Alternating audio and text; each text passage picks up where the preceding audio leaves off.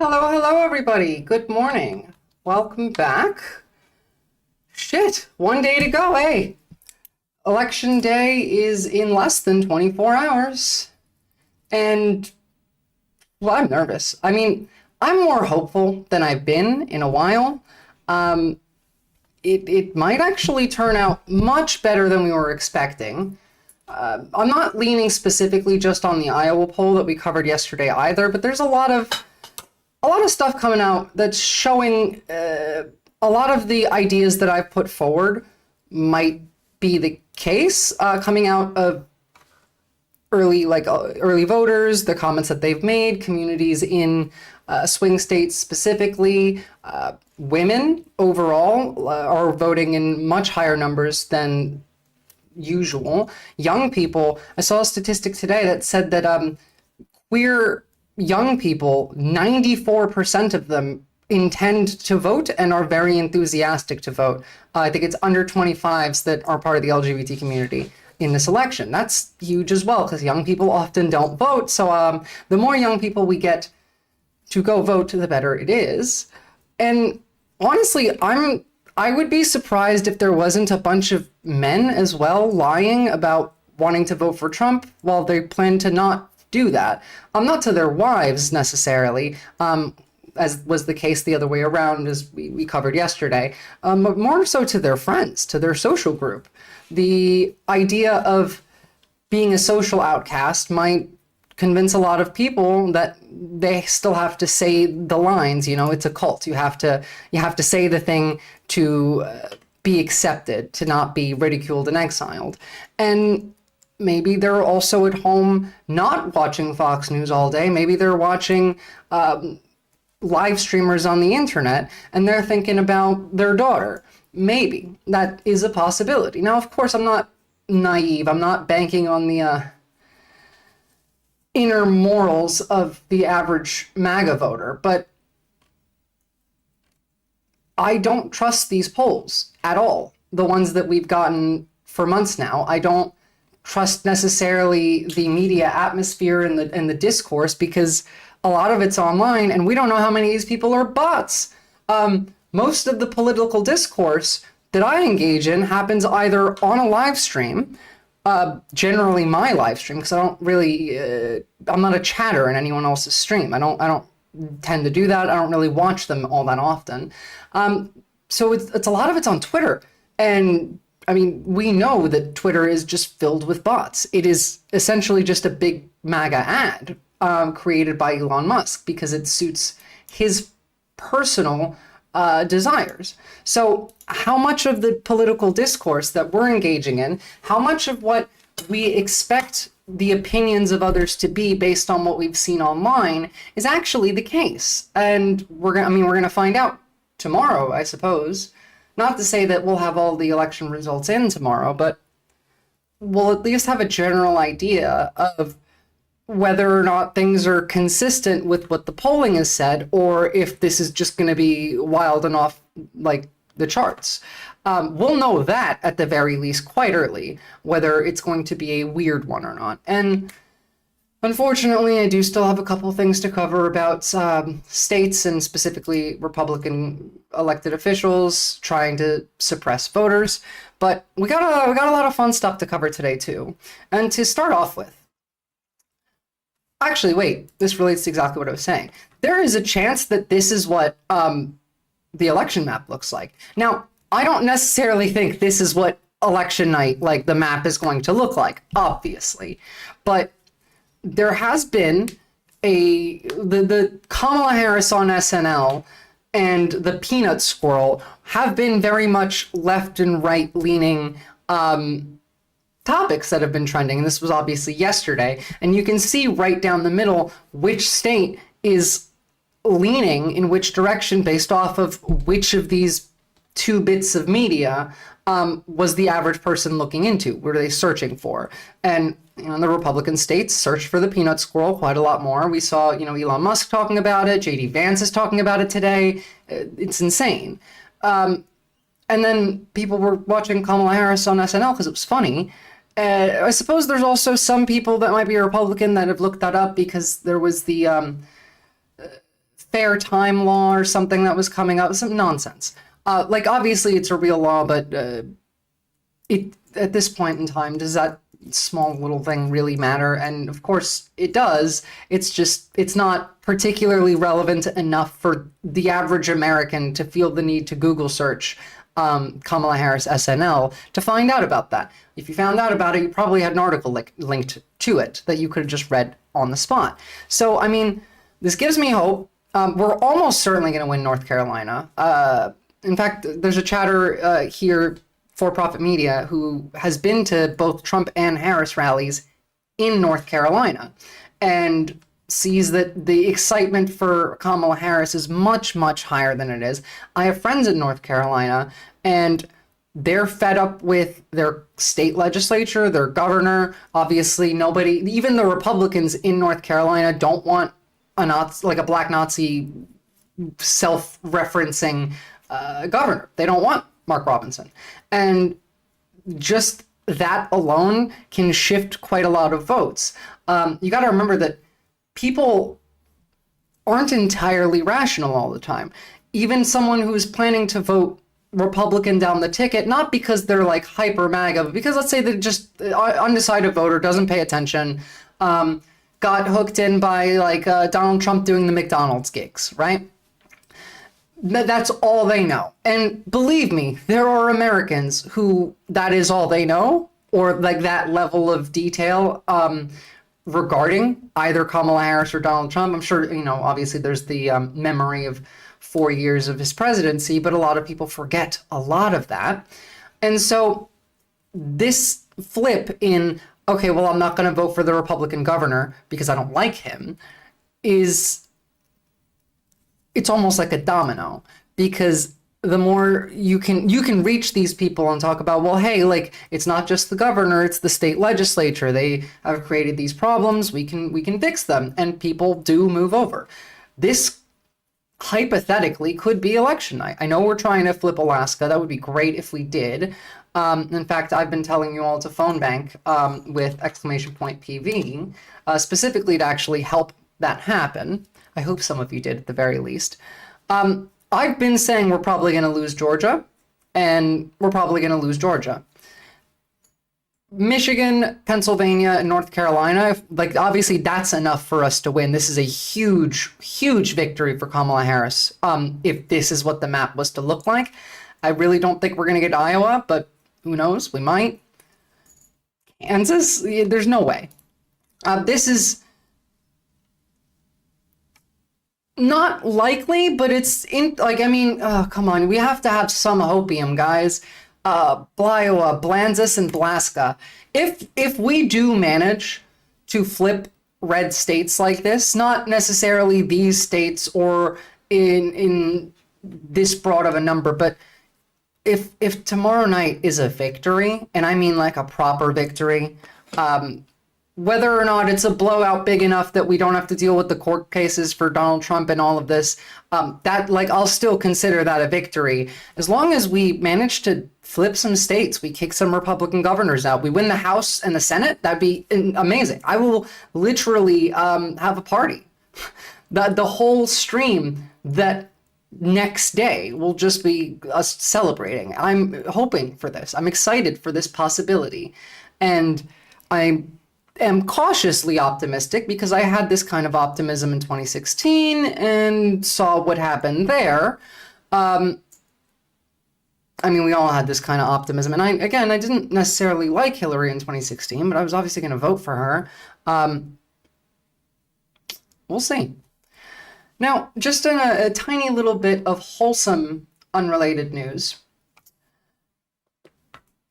This little hippo's name is Haggis.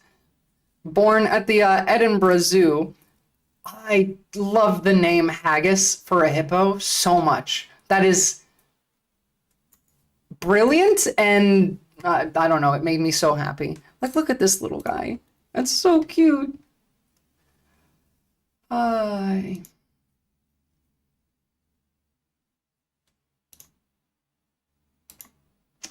Now, where do we start? Because we have some fun stuff to cover. We're gonna watch, hopefully, if we can manage to get through the rest of stream in a timely manner. I was planning to put on Pete Buttigieg versus 25 undecided voters. Honestly, I might start with this because it is rather long. It's an hour-long video. And I really do want to watch it because I like Pete Buttigieg and I think this is useful. And I really don't want to sit here and because we have 3 Trump rallies to go over. Obviously, we're not going to watch the rallies. We have the Aaron Rupar threads to look at. It's been a busy day. Obviously, it is the day before the election. But I really do want to watch this because I haven't seen it. And it looks really fun. And Jubilee's been doing a lot of fun videos like this lately. And it's not even really about the undecided voters because there's not that many that are undecided still. And the ones that aren't going to make a decision based on facts. They're going to make a decision based off of vibe. It's more just Pete Buttigieg is one of the very few Democrats that can speak like a human being and can create a vibe in a room around other people that makes people feel comfortable and that they trust him, and he can spread a message better than the average Democrat. He brings hope and joy to the conversation, kind of like the argument that we have for Kamala Harris, that she brings back the joy. And so let's check this out. In Michigan, Grand Rapids, Michigan. Oh, hold on. Whoopsie. I have the sound on the wrong input. Look at me. It's early in the morning. Okay, now we can go. Michigan. And I'm an undecided voter. I am an undecided voter. I'm an undecided voter. What I want voters like you to hear is anything but a vote for her works out to being a vote for him right now. Yeah. Because this is a swing state. It could come down to a couple votes per precinct, and one of those might be you. Everyone take True. a moment, cast your vote. I wasn't going to vote at all, actually, but after hearing him, I'm pretty confident in my decision now. Before, I was undecided. At the conclusion of this event, I did mark down. I'm Pete Buttigieg. Interesting that they decided to show some of the results of this. I don't know, what do you call it, a debate, I guess, before airing the whole video. But you can see that this is a useful tactic to do. Go and talk to people. And I think Democrats need to do this a lot more. And they've been. Kamala Harris's campaign has been excellent in reaching out to young people by going on shows like this, by using social media to get people to pay attention to them so that people can actually know the truth. A tactic that the right has been using to spread misinformation.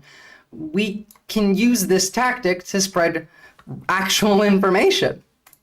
Father of 2, a veteran of the Afghanistan war. I served as mayor of my hometown in Indiana, and now I live in Michigan. And today I'm surrounded by 25 undecided voters.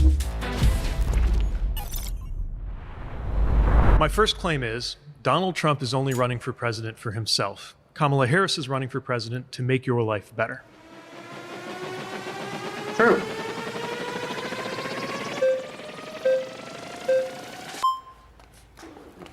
Oh, there's a couple people that wanted to get up. Hi. So I agree with you. I think that Trump is very selfish. I don't think he's doing it for the people. He wants to do it for his own personal needs, or not really sure why, but I do agree Kamala is a prosecutor. Why so can she tries nobody to do it say by Kamala book. Harris's name? And she wants to bring justice. She wants to bring equality. And she wants to do it for others. It's not really about her. So I think that with Kamala, Again, she's really can't good, say but her there's name. No things that one have can. happened in the U.S. And I that don't it's, like, understand. It's bringing not really complicated. big, conversations due to the fact of some people not agreeing with things that she's allowed. I feel like there's a different way on how we can do things. Just because the U.S. is in debt, 35.7 trillion, I just feel like the way that we make decisions when it comes to money and economy. I need you guys to understand something. A country's debt does not work the same way in, let's say, if you have debt. First of all, $35 trillion in debt. Who are we in debt to? A lot of that debt yes, is to other foreign countries, but a lot of that debt is to ourselves. But what is the function of this? You know, is this concept of we need to reduce the deficit immediately, no matter what, we can cut everything out because this is more important. Is that true? No, it's not, because this debt is an investment. The money that we spent, well, it should be. A lot of this money is not spent on investment, and that is the problem, and that I agree with. But when you spend money on your country, when you invest in it, when you increase the deficit by, let's say, $1 trillion, this is supposed to lead to economic growth in the future. Kind of like how if we, the number Bernie Sanders gave in 2016 was $10 billion to give 4 years of free university education to every American. $10 billion for 10 years, $1 billion a year. If you spend the $1 billion a year and give all of these people education, then they are going to have jobs in which they make more money and then spend more money on the economy, increasing the amount of tax money the government gets and canceling out the investment over time. This is how it's always worked. People are so eager to rush to debate. Hold on, I'm looking at the wrong chat. Oh, you're on YouTube chat. Hello, Metaverse. But yeah, I mean, to be fair, there's people that are rushing to debate every time in Jubilee. It's kind of the fun part. But he's a good debater. This man goes on Fox News for fun. Hey, Kid Vicarious, good to see you today. Every American in the U.S. should agree with. Sometimes decisions are made and money is being spread out in different countries or in different ways. And the people from the U.S., we're still in debt. We're still struggling. We're still paying those taxes. So I just feel like we should meet each other in the middle somewhere, because our opinion really matters. With Trump, though, he never cared. So. Yeah. So I feel like kind of what I'm hearing you say is you agree that Trump is in it for himself and that she's in it to make things better. Yeah. But that still might not decide how an election ought to go because of Why? Frustration about how things are right now. Exactly. Is that fair? Like that, well, that's an insane belief to have, that Donald Trump is worse and is running for selfish reasons, and Kamala Harris is better and will help you, but you're still undecided? It takes so much effort in me to not insult these people. To be fair, if you're undecided at this point, like in general, whether or not they're the people here, it's difficult to not insult them. You get a lot more back than what you give in. It's called an investment. Exactly. That's what I was saying. Part of what I would say, I think you might be a bit I don't disagree behind. that we got a lot of problems right now. Yep. Right. I think part of what I would say is that every election then is about what happens next. Yes. Right. And it's not that anybody's got an easy fix for some of the problems you just named. They're huge. Oh yeah, problems. Kid That's why Vicarious. they're It's still there. not even Otherwise somebody be would better. fix They them. just want it to The crash case and I burn. want to make is that she's going to be better able to address them, even if there's no magic wand on some of this stuff, because she cares more, and because she has more specific ideas that I think are going to help. You take the debt. Let's be honest. The debt has grown under Democratic presidents and under Republican presidents, right? But I would also say the biggest reason the debt grew under Donald Trump was that he was using the debt to pay for tax cuts for the rich. True.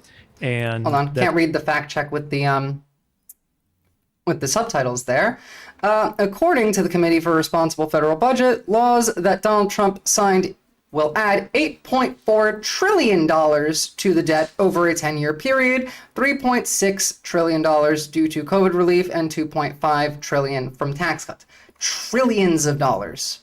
I mean, what else can you say? It's different from something that's the equivalent of taking out a loan for a business or a mortgage, which is what Thank I you. feel was done on something like infrastructure Yes, investment. Right? there we go. That was a good one. I used education, so but infrastructure I is think good. the most important thing now is, okay, yeah, nobody's saying everything's perfect, far from it, but then what? Like, what happens next, right? And that's where I feel like the choice is so clear right now. Okay. If that makes sense. Yes. You know, what happens next if Trump wins? Does not help you. Thank you. Unless you're sitting here with, a couple $100 million, in which case you should give some to me. But that's not. So, she's going to help you. You said the claim that Kamala's running because she wants to make things better, and Donald Trump says that he's just running because he Okay, is leaning running third party, I guarantee that this person is going to vote green because she doesn't know that Jill Stein is a Russian op, and her main issue is going to be Gaza. I think anybody that's in politics is doing it for themselves, if we're being honest. Anybody Not that's in necessarily government, true. anybody who's doing this, they have a background where they're passionate about something. But if we're being real, if you're running for president and you've been in politics this long, it is really truly about yourself. The issue Can I that challenge that, though? yeah, I sure. mean, I get what you're saying. Yeah. And I don't think anybody who's running for president is without ambition. Yeah, of course. But I don't think that means that your core motivation is that it's about you. Thank you. I think that people, like you said, get into politics or public service out of idealistic reasons, you hope, Yeah. at least some of the time. But I think there's two very different paths in the two different candidates, right? So you look at By the way, there's two different paths this wide open because our law allows it. Our politicians didn't used to be this corrupt. It is just because of the influx of money into the system that came from the Citizens United ruling in 2008. Prior to this, yes, of course we had corruption, but we literally legalized bribery. So her statement of if you go into politics, you are immediately doing this for yourself, it is more true now than it used to be because you can make money doing this. It is a financially and it is beneficial to you financially and gives you power. However, a lot of people do enter politics because they actually care, because they want to do public service. Pete Buttigieg is one of them. I actually do believe that he cares and he believes what he says. I would have voted for Pete if he was a top. Interesting. So you don't vote for bottoms. I can understand that. I don't really, I don't like to disrespect bottoms, but I don't necessarily think one should be president. I feel like you can't be a bottom and be the president. at him, this is obviously not somebody who, felt motivated to join the school board in his local community, Yeah. wound up running for mayor, and then ran for president. This is somebody who ran for president, in my view, basically as a branding exercise, and then won. I With did, her, but I like, also she knew about a came lot out of as a that line metaverse. prosecutor, right? And served as a prosecutor, served as AG, served as a senator, served as VP. I get what you're saying. Like Yeah. anybody in politics, there's ego there, right? Yeah. I'm not denying that. Yeah. What I'm saying is, I really feel that the things she's putting forward are more about solving our problems than the things he's putting forward. Yeah, so I will say, In fact, a good distinction here is how much of Kamala Harris's rhetoric is rhetoric that would directly benefit her. Not much of it. There's not much in the benefiting the powerful in any of the, obviously there does exist some of this in politics in general, but all of the plans she put forward, her economic plan, this is the first, honestly, actual chance we have of taxing the rich higher in a long time. Obviously not to the level that I would like, not to the level that someone like Bernie Sanders would have done, but taxing the rich is on the to-do list, It's unimaginable to have an actual progressive that we might have as president. Now, I don't necessarily like her, and I don't like her policies all that much, but it is better than what we have now and better than what Trump would bring us. I disagree with you, Stalin. not someone who would vote for Trump. I'm actually third party. I see. So Jill Stein, for Yeah, example. called I'm a it hardcore- immediately. I called it. I did not pre-watch this. This idiot is going to vote for Jill Stein because they're mad about Gaza, environmentalist, conservationist. knowing I'm an nothing amateur about the entomologist, world. love bugs, but very big into the environment. I was a part of the Climate Corps in Michigan, so I know a lot about the environment. This woman And I is a stereotype. I'm sorry. Hold on. I keep pausing this, but I'm in shock because I looked at this girl. I said she likes bugs. She's probably queer. And obviously environmentalist falls into this category, and that she's going to vote for Jill Stein because she knows literally nothing about the world. understand that Kamala has a lot of initiatives that she's put forth. I mean, during the Biden-Harris administration, you had the passing of the American Climate Corps, which is fantastic because I was a part of that. Oh, it's great. However, You served in that? yes, I did. Yeah. True So- cheeseburger, Merv. But the problem that I see is I feel like I'm very against the two-party system. And it's because I used to be a part of it. I was a hardcore Democrat for a very long time. I worked on Alyssa Slotkin's campaign. Yeah, so like I understand not liking the two-party system. I understand that this woman's beliefs are good. She has good intentions. But yes, she's a baby leftist, Stalin, in that she doesn't know how to fix the problems. And so she allows someone like this is what I mean by nobody's going to come save you. There is not positive change coming from the top down. She thinks that there is. You have to do it from the bottom up. If you don't want a two-party system, then enter one of the two parties and pass a law that, ranked choice voting. In fact, Missouri's doing that. Let me get that up really quickly. And no, Cheeseburger Merv, we're not going to have the results when we wake up tomorrow. In fact, I'm going to be starting stream earlier tomorrow than I usually do, by a couple hours, because the polls in the East Coast only shut around now. Just to show you guys that ranked choice voting, if you don't like the two-party system, this is how you fix it. We're going to get back to the Jubilee video after this. It's just... While immigration may not be directly on the ballot this year, Missouri is one of 8 states that will vote on a constitutional amendment declaring that only American citizens can vote. Of Our course. elections are As bad. if we already and a lot couldn't. of these illegal... Hold on. Let me get to the actual non-citizen ban. Here we go.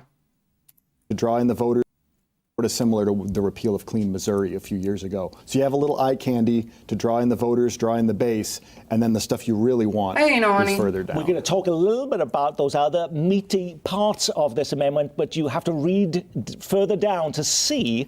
But let me just stick with the citizen voting part of this. But other than saying you fucking have to conservatives, I want to talk about the ranked choice voting. In Kansas City, non-citizens, if there was an effort made in the future. Okay. Wow, it's all the way down back in this video. I had to load half the front of the video with like conservative culture war nonsense before you can actually talk about the title of the video. Aren't working for most of us. Here's why. In the US, each of us can vote for the candidate we like the most. But whenever more than 2 candidates are running to win 1 seat, it's possible for most voters to hate whoever wins. Because of this split vote, politicians can ignore the will of most voters and still win. Ranked choice voting gives you the freedom to select a backup choice to prevent that from happening. Let's say a group uses ranked choice voting. This works. We know that this works because other countries do it, like Australia, for example, in which it does work. I also really do think maybe we should make it mandatory to vote. I used to not be in favor of this just because of the amount of stupid people that will be forced to vote when they have no desire to pay attention to politics and will be voting entirely on vibe, but it seems like we're already there anyway, and there's more not stupid people than there is stupid people. I think mandatory voting and ranked choice voting might actually be a necessary concept to bring into the US. Use the parties for your own benefit to spread the cause. After that, you need to work to end the two-party system and join the movement. Exactly. You can't make the change from outside the system. You have to make the change from inside the system, and then you can leave. In fact, we know this is why Bernie Sanders ran as a Democrat. Specifically, he said this was why. Hey, I'm KE. Good to see you. Go enter the system, become a Democrat, run for Congress or the Senate, and then pass ranked choice voting nationally. And then you can go be your third party. But under our current system, there's literally zero chance of one winning. The Green Party hasn't held a seat since 2006. Jill Stein doesn't do anything in between election seasons. To eat for dinner tonight. Each voter selects their favorite dish, but also has the option to choose backup dishes. If one food receives more than half the votes, it wins, just like in any other election. But let's get to dessert, where the competition is more fierce. I agree. I just based on your name, Stalin, I might not agree with your definition of revolution, but yes, I agree overall. What if no ice cream flavor has more than 50% of the vote? Under a normal race, vanilla would win, even though a majority... Wait, are you Stalin that was on Twitch and now you're on YouTube because you got banned from Twitch? Or are you just a different Stalin? voters didn't pick it. Out of curiosity. With ranked choice voting, the flavor with the fewest votes is eliminated, and voters who chose that flavor as number one will have their votes count for their next choice. Yeah, okay. Everyone- So that's how you fix the two-party system, not voting for Jill Stein in this specific election. That was the point of that. Don't vote third party. I did a bunch of It's work. the same as not voting. So I have lost a lot of faith in our two-party system, and I want to see something different. Because when we have something where it's insanity, you have the same thing over and Do over. I have verified mode on? Hold on. Yeah, absolutely. Hey, Stalin, good to see you, though. How do I turn on or off verified mode? I've never even seen that as an option on Twitch. I have, like, shield mode, but... And over again. Yeah, but here's what I want to try to convince you of, Sure. right? Yes, neither party is perfect. You've probably been let down by your party from time to time. Yes. All of us have. However, one of two things is about to happen, right? Jill Stein is not going to become president of the United States. Donald Trump is, or Kamala Harris is, right? And all of the things from an environmental perspective that were just achieved, these are not like little differences between center left and center right, right? You got one set that's saying climate change is a hoax, it's not even a thing. Yeah, I'm And the not. other I'm side not that- in support of Trump at all. Right, This right. is completely against. Well, the law. then don't not vote. Don't vote for Jill Stein and go vote for Kamala Harris. I'm looking for the settings, Stalin. I'll let you know when I have. Kid Vicarious. I was under the influence this weekend. I had an idea. The Republicans want to ban abortion, and the Dem wants to increase immigration to fix the declining human capital issue in the future. Is this schizo theory? A little bit, because the Dems don't actually want to increase immigration. The Dems are on board with the Republicans now with that. In fact, like the main argument against Donald Trump's immigration claims was Kamala Harris saying, well, we tried to pass a bill and you said no because it was politically convenient to you, in which it is, that bill in and of itself was kind of Hitler shit. Like, I'm glad it didn't pass. It's weird. The Republicans are the ones that talk about the human capital issue. They're the ones that, the left is not the Dems. But in this context, I'm just going to conflate all of them together, because if you're not voting for Donald Trump and you're not voting, or you're not voting for Jill Stein, I consider you part of the left up until the election is over. Now, it is the Republicans that spend the most amount of time talking about birth rates. Their like method of fixing that, though, is psychotic. Whereas the correct way of fixing that is to increase the wages of the average American, make having a child cheaper, childcare, like in general, cheaper, pay more workers to do childcare, incentivize the industries that would help parents raise more kids. Whereas the Republicans just want to force you to have babies that you don't want. The left does not want the border policy. The Democrats do. And by the Democrats do, I don't even think that the average Democrat would if they knew the actual information on it. It's just, Kamala Harris and the campaign allowed this lie of like immigrant invasion. Actually, this goes back to Biden, not even Kamala Harris. Biden allowed this lie of like immigrants invading the country to spread. And most Americans do believe that now, whether they're Democrat or Republican. But yeah, the border policy is not a leftist thing. Every single leftist I've ever seen has called that border policy, that's looked at it, is horrible. Yeah. If he gets back in, Jill. then the Inflation Reduction Act will be demolished. That is right. right. So every piece of progress, and if you're saying it's not enough, there's more to do, I'm not totally disagreeing. Yeah. What I'm saying is we've come this far. Like we have right here in Michigan, right? We have factories rising out of the ground making EV batteries that are going to power a different kind of future. But what it's Or it always could be talking about reversed. EVs and solar panels. What are we doing to protect our lakes in Michigan? We have 22% of the world's fresh water. We have Pipeline 5 going. Girl, I'm so sorry, but that fresh water that you have in Michigan is going to be some of the only water left in the country.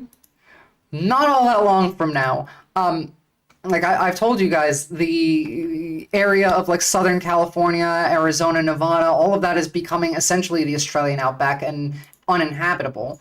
Whereas the Great Lakes region is the place to be. We're going to see a lot of people migrating up there.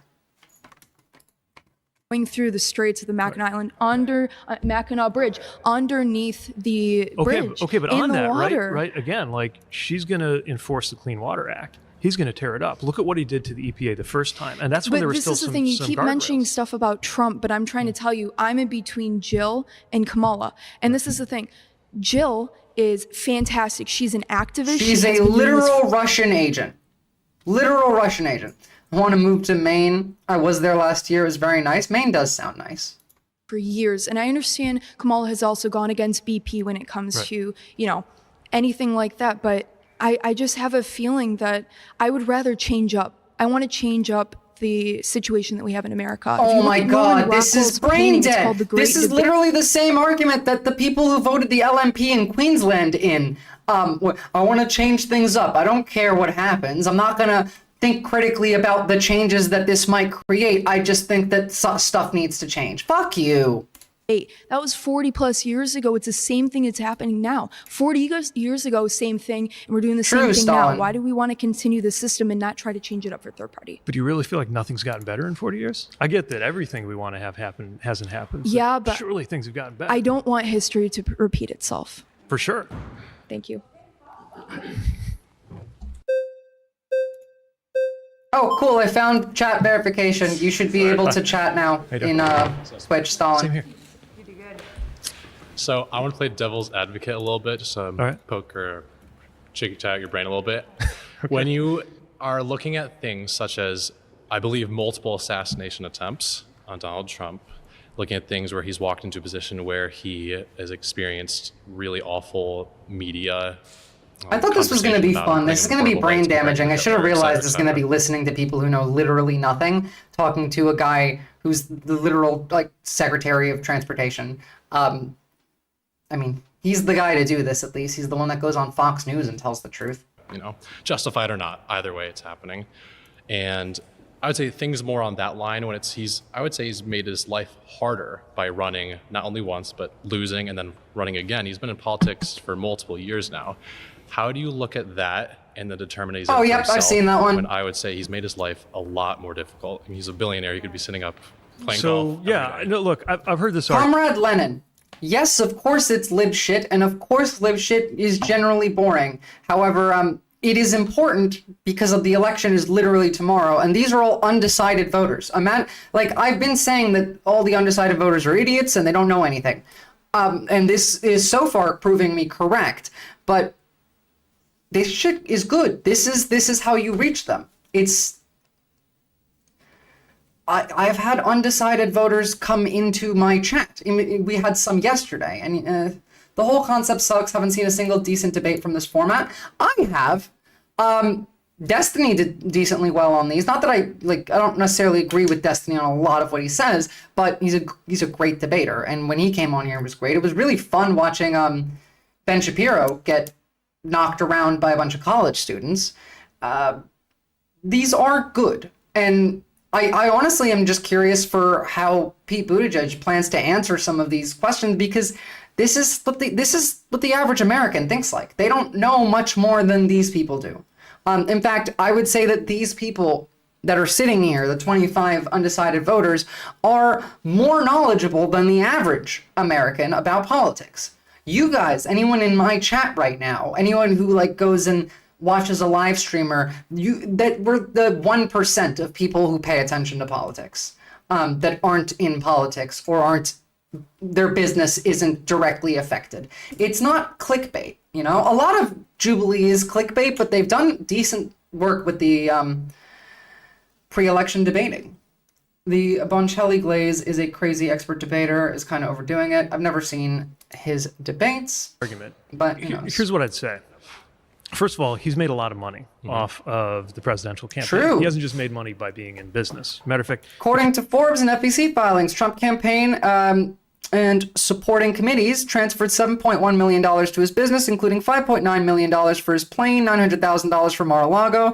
Remember that when he was the president, he also didn't put his assets into a blind trust. There's literal audio of him saying, "Oh, I was really surprised. I thought they were going to make me do a trust, but it wasn't required," which means he didn't do it. And we know for a fact that there were foreign countries spending and giving money to Donald Trump, to his business while he was the president and still running his business because he didn't have to put it into a blind trust. He's going to make even more money off of a second presidency. And to be fair, that's one of the reasons he's running, because he's $500 million in debt at the moment. If you took the money he inherited and just put it in the stock market, it would be about the same. So most of what he's done in his business career has been destroying shareholder value. But leaving that aside, once he became president, there was a ton of self-dealing going on, right? Folks staying at his hotels had interests before the government that he was running. Members of it. They were also overcharging the American government anytime they had to go somewhere and stay at a hotel that Trump or one of his friends would profit from. They would overcharge the Secret Service, for example, for their accommodations, so that because, you know, that money comes out of the American government. I think I saw an estimate somewhere. Don't quote me on this. Not 100% on the number, but that Trump embezzled like $2 billion technically while he was the president by doing these things, all of these different crimes. This is bribery. Also, he's going to be dead in like 2 years. So why does he care if he makes more money? Well, I mean, at 2 years, he'd probably like to live comfortably. And when do rich people ever think, oh, okay, I have enough money, I'm gonna stop now? They never do. I say clickbait, but it's a lack of a better term. Everything they make is specifically designed to be overdramatic and fake. People they select is vetted for well, absolutely, you're correct. It's just this reality show is directly related to a lot of this stuff. His family cutting deals. If you don't want to watch the whole video, like, we can stop. If you guys are bored, I have other shit to show you. In fact, I have a probably more fun one of Tim Walz with also undecided voters. The same kind of thing, but different format, not from Jubilee, in a bar somewhere, which that looks fun. It was just shorter, and I do like Pete Buttigieg. Including overseas, that they probably wouldn't have been. We have a lot to go over, if they weren't related to the President of the United States. Now, I get where you're saying that anybody who gets into public service, anybody who puts their name on the line, anybody who runs for president, takes on a lot of negativity that comes with that. At a different level, I've experienced the negativity of being in public service. My husband and I worry sometimes about our family just because we're out there, and nobody should have to experience that. And one thing we should be able unequivocally to agree on is that nobody should ever accept political violence, no matter who it's directed at and no matter why, right? It is categorically unacceptable, wrong, and disgusting for there to have been an attempt on the life of any political candidate. This is democracy. We vote. I just got here. I only criticize Jubilee every time I see it, if only because I've watched Jubilee video assigned to me as an assignment in college. Fair enough. Valid. Including him, right? I still think, though, that he didn't do this because he woke up and thought, I'm going to make some sacrifices to help other people, and that's why I'm going to run for president. I just don't believe that. That's a comedic thought. What I do know, what's that? Can I ask why I don't believe that? Because I've never seen him express much interest or concern for others. Like, recently he got a question about childcare. He went on this like 2 or 3 minute rant, and the one thing he didn't mention was childcare. Because I understand that like lib shit is boring to you guys, but this is not lost in the sauce. For the average person, for the undecided, for even the libs, this is annihilating any actual claims of like, oh well, all of the nonsense that we hear of why people don't want to vote for Kamala Harris even though they don't like Trump. Everything is being broken down here. I think this is quite successful, actually. Absolute decline of education. I'm so sick of watching YouTube videos in college. I agree. Okay, fine. We'll move on. Did you guys see this? I did not ask you to play. So, Pennsylvania is going to allow Elon Musk's $1 million voter giveaway to continue, which is incredibly stupid. Now, again, it doesn't even matter at this point, considering the election is tomorrow, and who cares? Like, it's done its job, you know, like having him stop today isn't going to make any difference. The election is literally tomorrow. The funnier thing, though, is that in this court, the court that ruled that this was okay, Musk's lawyer said his $1 million giveaway is not a lottery, because the charge was having an illegal lottery, saying, quote, there is no prize to be won and winners are not chosen at random, Musk's lawyer, Chris Gover, said. Of course, they're not randomly picking who to give the $1 million to. Instead, the $1 million is a salary they earn to be a spokesperson for Musk's pro-Trump super PAC. Winners are picked based on their suitability to serve and their personal story, Gober said. In response, the Philly DA team called this a complete admission of liability and that Musk is running an illegal lottery under the PA law, which I think is true, but clearly this court did not agree with. The argument was this isn't a lottery because it's not random, whereas like if it's not a lottery, then you're literally just doing election fraud. So his argument of no, this isn't an illegal lottery for election fraud. I'm doing election fraud in a different way. And then the court was like, okay, you can keep going. So thanks, Pennsylvania. You cannot cheeseburger Murph. Sorry. And yeah, you're not even like, if you were to go and sign the paper, you're not getting picked ever. If there's 3 people in a room and one of you's getting that $1 million, none of you are getting it. I can promise you that. Now, speaking of courts, we have, please shut up. We have some more election interference going on, or at least they're trying to. The RNC sues Milwaukee over apparent poll watcher limits. Says several online videos depicting Haitian immigrants voting illegally in Georgia are fake.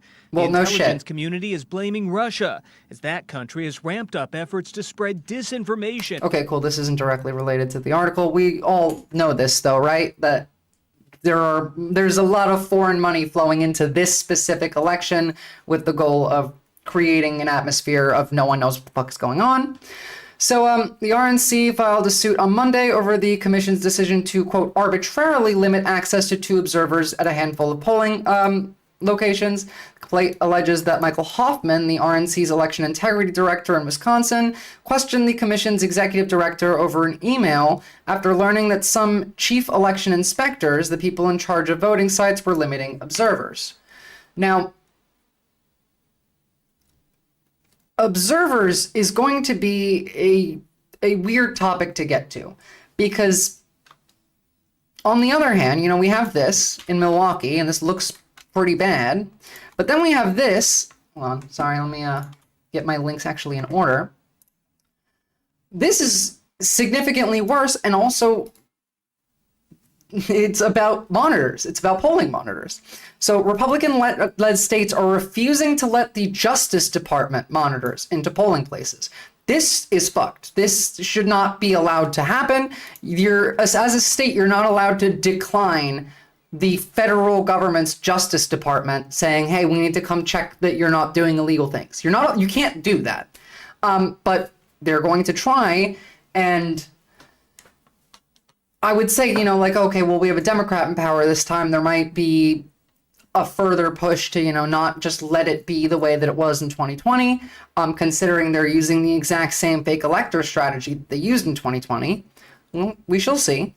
So they're going to block the Justice Department election monitors from going inside on election day, pushing back on federal authorities. Decades-long practice of watching for violations of federal voting law. Officials in Florida and Texas have said that they won't allow federal election monitors into the polling sites. Now, I like federal election monitors. I don't think Milwaukee's RNC should win this suit because they get to choose their election monitors? No, hell no. I want the federal government watching this. And nobody else. It should absolutely be illegal. Well, I mean, it is actually. You're not allowed to, as a state, refuse the federal government's direct order. Did you see the Philly DA message yet? Easy to find on Shitter. If not, I'm not sure. If you link me, I'll have a look. What percentage of votes actually happen on election day anymore? Quite a high amount. I mean, this specific election, enough people have voted early to the extent of the entire amount of people who voted for like Joe Biden in 2020 had voted early this time around. But there's also quite a lot of Republicans voting early this time around. Good. I'm glad you did. I think you should vote early if you can. but there's still going to be quite a lot of in-person voters. I know most of the people that I know in the States that haven't voted and plan to want to do it in person. Most Americans that I actually know did not vote early. So imagine if a Democrat to do that, they would be screaming from the mountaintops and the chickens come home. Yeah, like, literally. It's almost brain damaging to me that the main argument from the right is they're stealing the election and we need to stop them. But then they're not allowing federal polling monitors in. Well, of course, because, the feds are just the deep state. How are you supposed to thread this line of both being for more oversight over the elections, but also no oversight over the elections when it specifically suits you? I actually think this might be helpful, not because, they're obviously going to try and do fraud, but they were going to claim that there was existing fraud anyway, all over the country afterward. Whereas stuff like this that the defense can point to, look at that. They're complaining about fraud. They're saying, look, we were complaining about all this fraud before and you guys didn't listen to us. And then you can pull up this and have it part of the defense. Be like, well, it doesn't seem like they were all that worried because they were refusing to let Justice Department monitors into the polling places. And you can't, in social media or the media, saying this to a Republican will result in them responding, well, of course, because that's the Democrats, that's the deep state. You can't say this in a court of law. In a court that is part of the Justice Department, you cannot claim that the Justice Department is fake news as part of your, not prosecution, part of your suit, your lawsuit. So here, let's have a look at what the Philly DA said. Or, you actually already put it up there, Moper. Hey, Moper, are you in the Discord? I was looking for you yesterday because I wanted to send you a DM, but I couldn't find it. Be reassured that when they get up tomorrow to go vote, if they have not voted already, that everybody in the city is working and has been working for months to make sure that there will be nothing tough about that experience and nothing to fear in that experience. But I also want to be clear, anybody who thinks it's time to play militia, F around and find out. Fucking based! Anybody who Thank you! Honestly, every single state should be doing this. They should have the National Guard ready. A lot of them do, but if they wanted to hit the stolen election line so bad, why weren't they so anti-mail-in ballots this time? Because a lot more Republicans are voting by mail this time. And they're still saying, they're very anti-mail-in ballots still, even while they're doing it. It's ridiculous.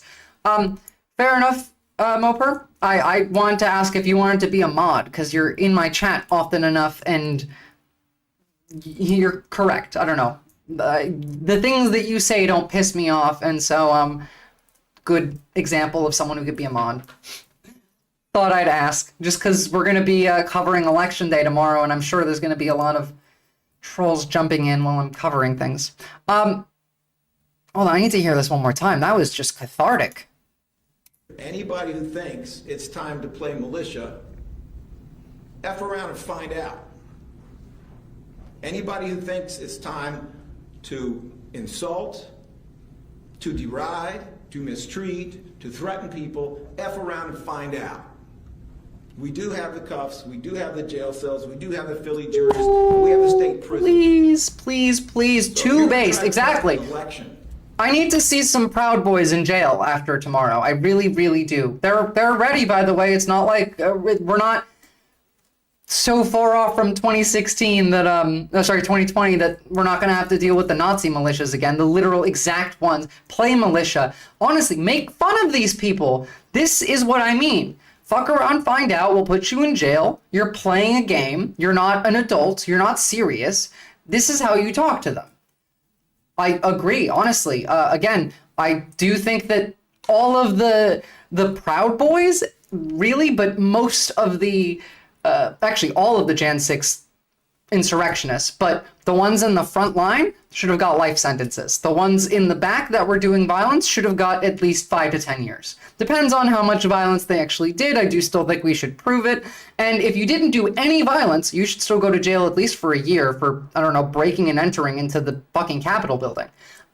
We did not go anywhere near as hard on these people. And because we didn't go anywhere near as hard on these people, this is where we end up. Oh, thank you for the tier 1 subs. Stickers for cookies. I really appreciate that. Goddamn right. Into some form of coercion. And thanks for the sub, Texture Flunky. Bully votes or voters. You're going to try to erase votes. You're going to try any of that nonsense. We're not playing. That's what we're going to find out. Fucking please. Reblog, like, and bookmark. That is wonderful. We're going to see a lot of this, though. We're going to see a lot of this tomorrow. We're going to see a lot of this for the rest of the day. The FBI has a full page on people they want info on featured in January 6th. Ooh, you should definitely link that, because, and not that I have any, but people see it. Now, speaking of January 6th, I want you guys to get like a feeling of what that was like, because a lot of people forgot. We all know that January 6th was very, very bad, but a lot of us have forgotten just how bad it was. Thanks, John Deeds, and people are charged. It's just hard to track them down. A lot of them are probably specifically in hiding and are fleeing. Now, here you go. The timeline, sources, and records. So it's all color-coded from where the news information's coming from. I really like this this setup.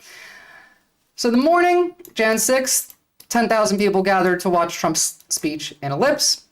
8 a.m., an internal Secret Service alert says that 10,000 people are waiting to go through magnetometers, and some are wearing ballistic helmets, body armor, carrying radio equipment, and military-grade backpacks.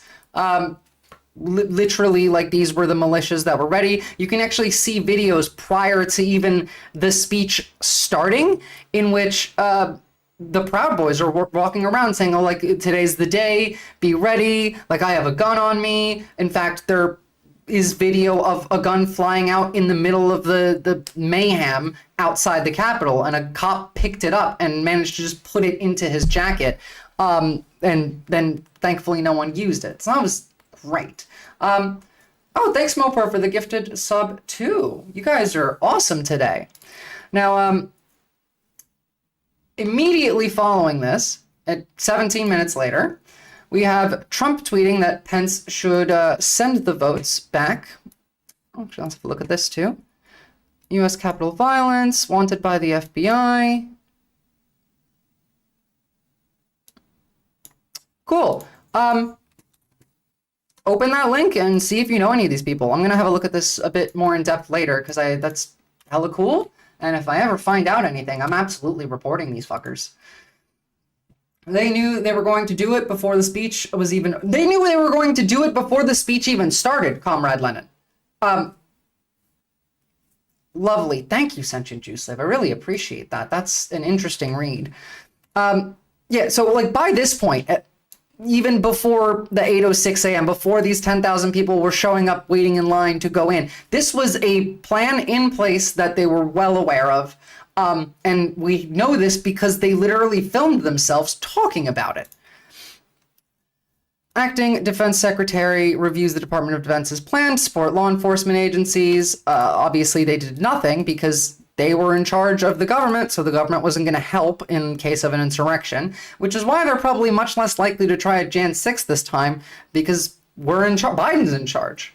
I'm literally sure that there is a button that you can just press in the Pentagon or in the White House that, like, turrets will raise out of the grass in the middle of the lawn in front of the Capitol and just start lasering everybody. We're America, all right, guys?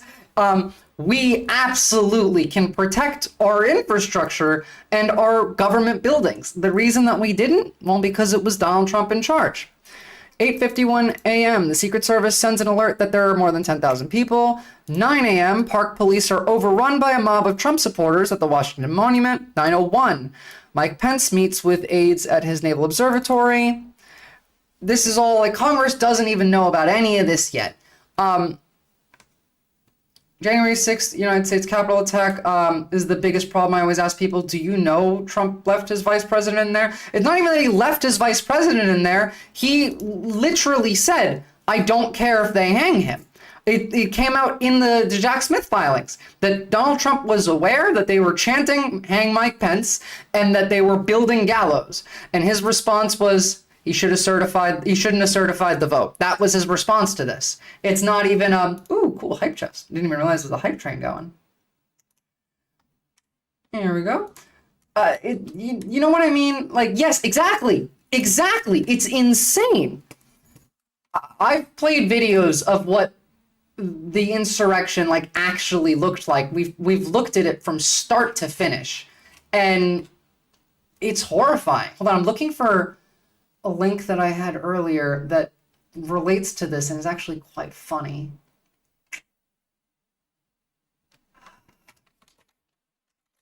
Hold on. We'll keep going in the meantime.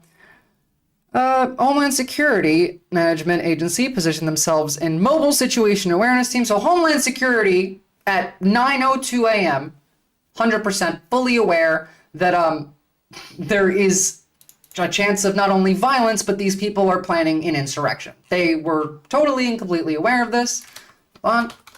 Let me find the link now. This was so bad that there is currently someone, a Democrat in Congress, we don't know who, for their own safety, who keeps an insurrectionist getaway costume, complete with tactical pants, tactical boots, and a key part of the disguise that the lawmaker asked them not to disclose so that he could get out of Congress if they do this again. Imagine the trauma that a lot of these people like suffered in like, and I'm not just talking about the politicians. I mean, of course they suffer trauma, and generally like fuck politicians, especially the politicians that we have in America are not necessarily great, but no one deserves trauma. But the police were not, 6 cops killed themselves. No, actually 4 killed themselves because of what happened here. Didn't they actually have a plan to kidnap Pence and he refused to get in the car? I've not heard that one. I've never left anyone while in combat or under siege. No one. Well, that's because you have a soul, John Deeds. And these people don't. The fact that we're giving a stage and possibly losing to the guy who did the beer hall push is insane. Remember January 6th. Exactly. And that's why I'm showing you guys this today. Obviously, this is old news and we all know what happened. But it is really important to get back into exactly what it was like living through this, because there's a good chance that we're going to have another one. It may not be exactly this way, but... So at 10, the U.S. acting attorney for the District of Columbia sent arrest data from the previous night, which included, I believe, the leader of the Proud Boys, who was told that he has to leave Washington, D.C. because he had a warrant that he wasn't allowed to be there or something like this. However, it didn't actually stop. I hope that there won't be John Deeds, but there's already been violence today. Here we go. I was going to talk about this a bit later, but like we've already seen violence that is directly election related. Where is it? Here we go.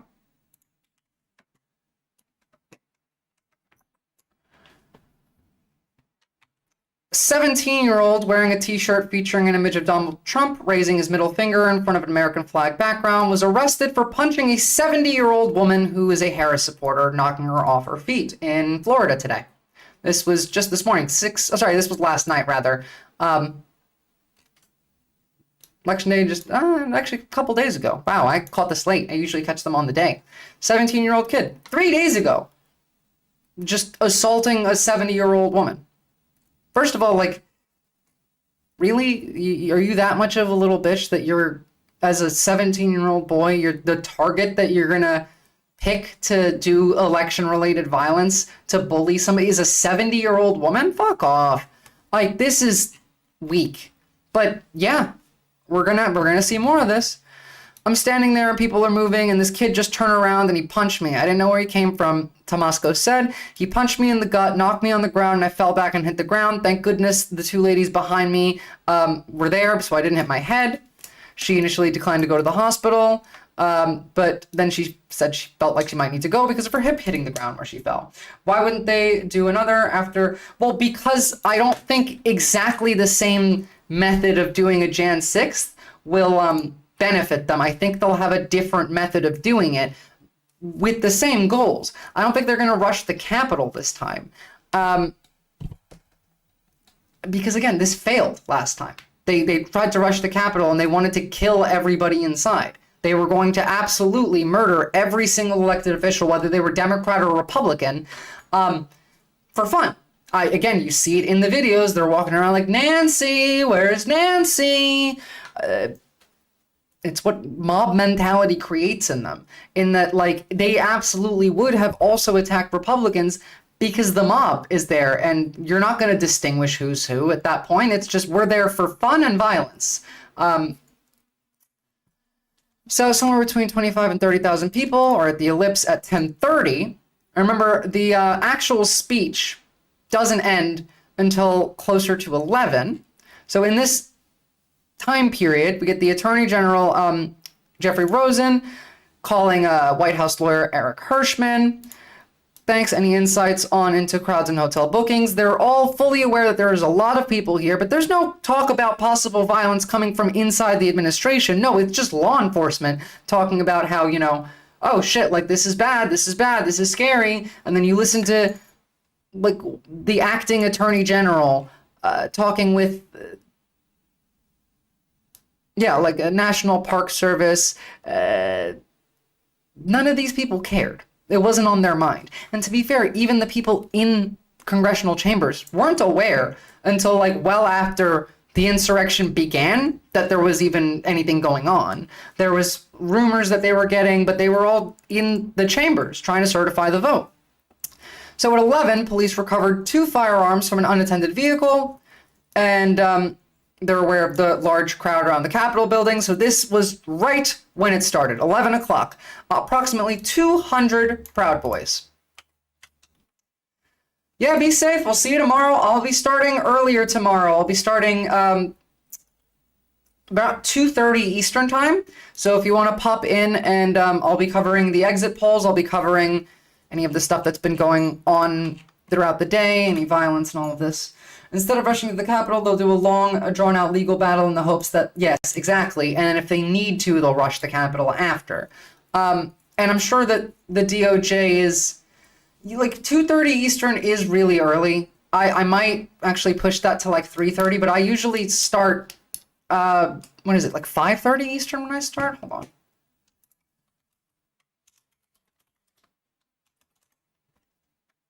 Anyway, I will be starting early regardless. And what time I'm starting early, I don't necessarily know just yet, but we'll figure it out. I'll post it on my Discord. I'll post it on Twitter as well, like I usually do. 3, please? Yeah, I can do that. I mean, the later I start for you guys, the better it is for me, because starting 3 p.m. Eastern time for me would require me to, like, wake up at midnight. Which, to be fair, I'll probably still do because all the news happens while I'm asleep. I'm scared too, Cheeseburger Merv, but I really do feel more hopeful than I've been based on all of the different news that we've been covering, all of the instances of people who seem to have changed their minds, the energy that young people and women have. It's all... I don't want to say good signs of the future, but they're less worrying. They're appeasing my fears. And yes, living in Australia feels pretty good until, 5 years from now after a Trump victory where we become Australia anyway. Well, I'll be fine. I'll be absolutely fine. I'm in Australia. They can't do anything to me. Oh, you were right, Mopur. Pence feared being kidnapped as Trump's attempted coup unfolded. Refused to get into a car driven by Trump's Secret Service agents because they believed they were going to kidnap him.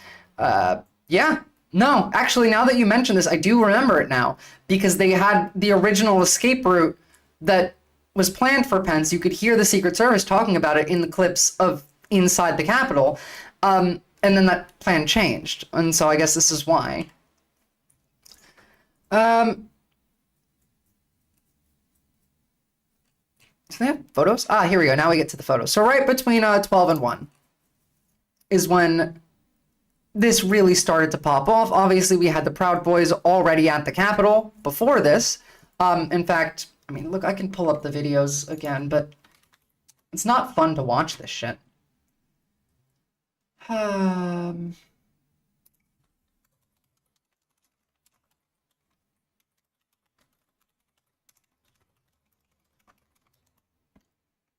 Oh, they absolutely do. In fact, you can see them in some documentaries where you're not seeing all of it really, but you can see some of it at the very least. They indicate that there likely is something like underground tunnels,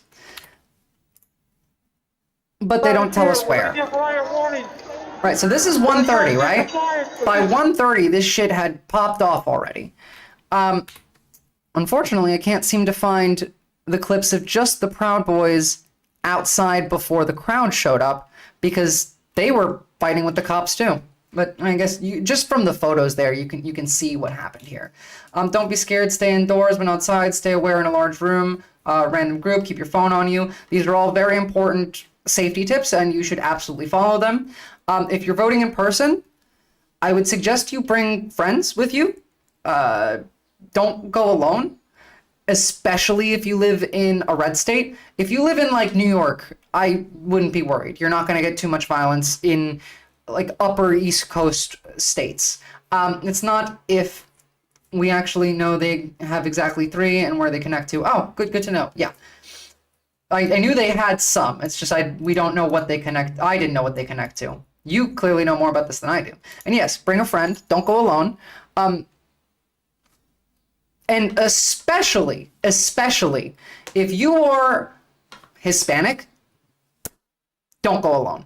Do not go alone if you're Hispanic, because, and like in the South and the Midwest, because they're going to have these fucking Nazis, these Proud Boys, and other militias like them walking around looking for illegal immigrants to harass. They're going to be trying to ID people. They're going to try and harass people. They're going to try and convince you to not go into the polling place. If you're waiting in line, they're going to try and make you leave. Have an escape route plan before you go. John Deeds, like really bringing in the military mindset into this, but it's kind of true, you know? They're trying to do a revolution. Not in the sense that, you know, me as a socialist would enjoy. They're trying to do a fascistic revolution. A lot of the Latinos in SoCal are Proud Boys up there. Yeah, kind of. Southern California is kind of inundated with Nazis, in fact. It kind of sucks. I was talking about this the other day. When they talk about, like, fentanyl coming in from the southern border, the last big bust we have of fentanyl from the southern border was white neo-Nazis from Southern California who were going to like Mexico and then bringing in a lot of fentanyl themselves. It was that group. So we know that there are Nazis in Southern California. There's nobody, these boys got nothing to be proud about. Well, this is absolutely true. The night before the Great Civil War, don't jinx it, all right? This might not end up badly, okay? Because then we have people like this. We have good things happening. I'm here in Erie, Pennsylvania, where we've organized a sit-down with Governor Tim Walz. That's great. Hi, everybody. This will be less boring than Pete Buttigieg because it's Tim Walz, all right? But, like, this stuff matters.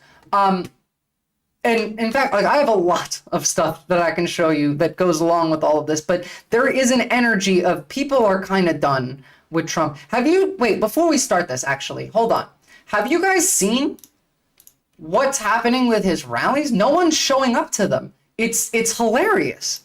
This was North Carolina today. Unburden ourselves and get rid of the book.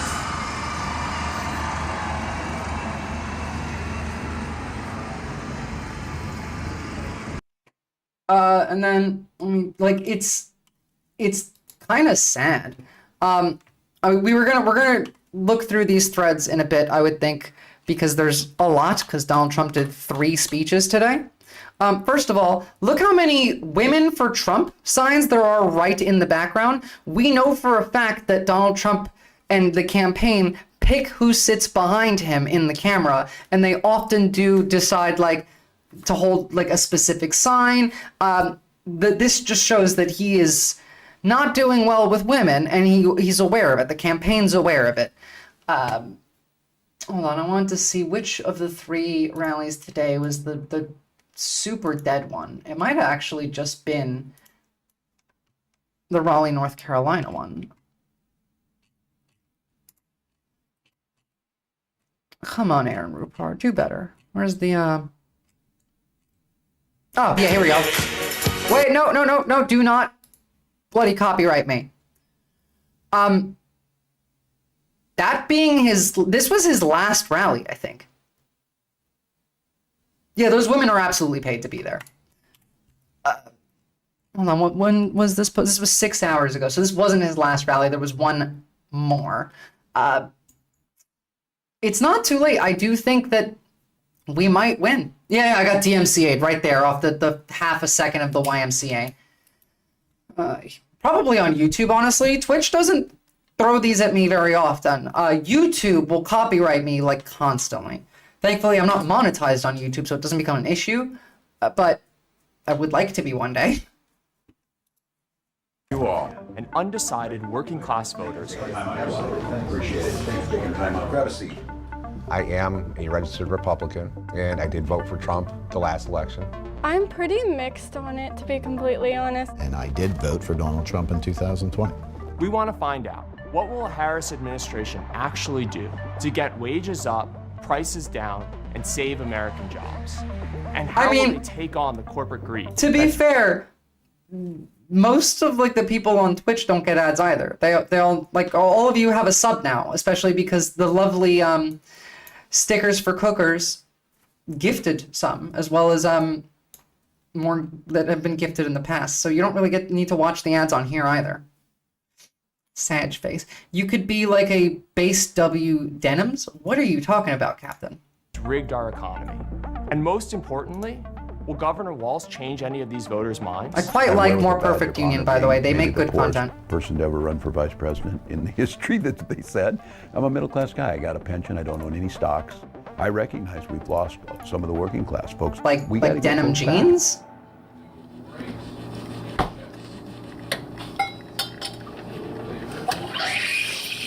I'm Gordon Rohde. I'm 3rd generation farmer on our farm.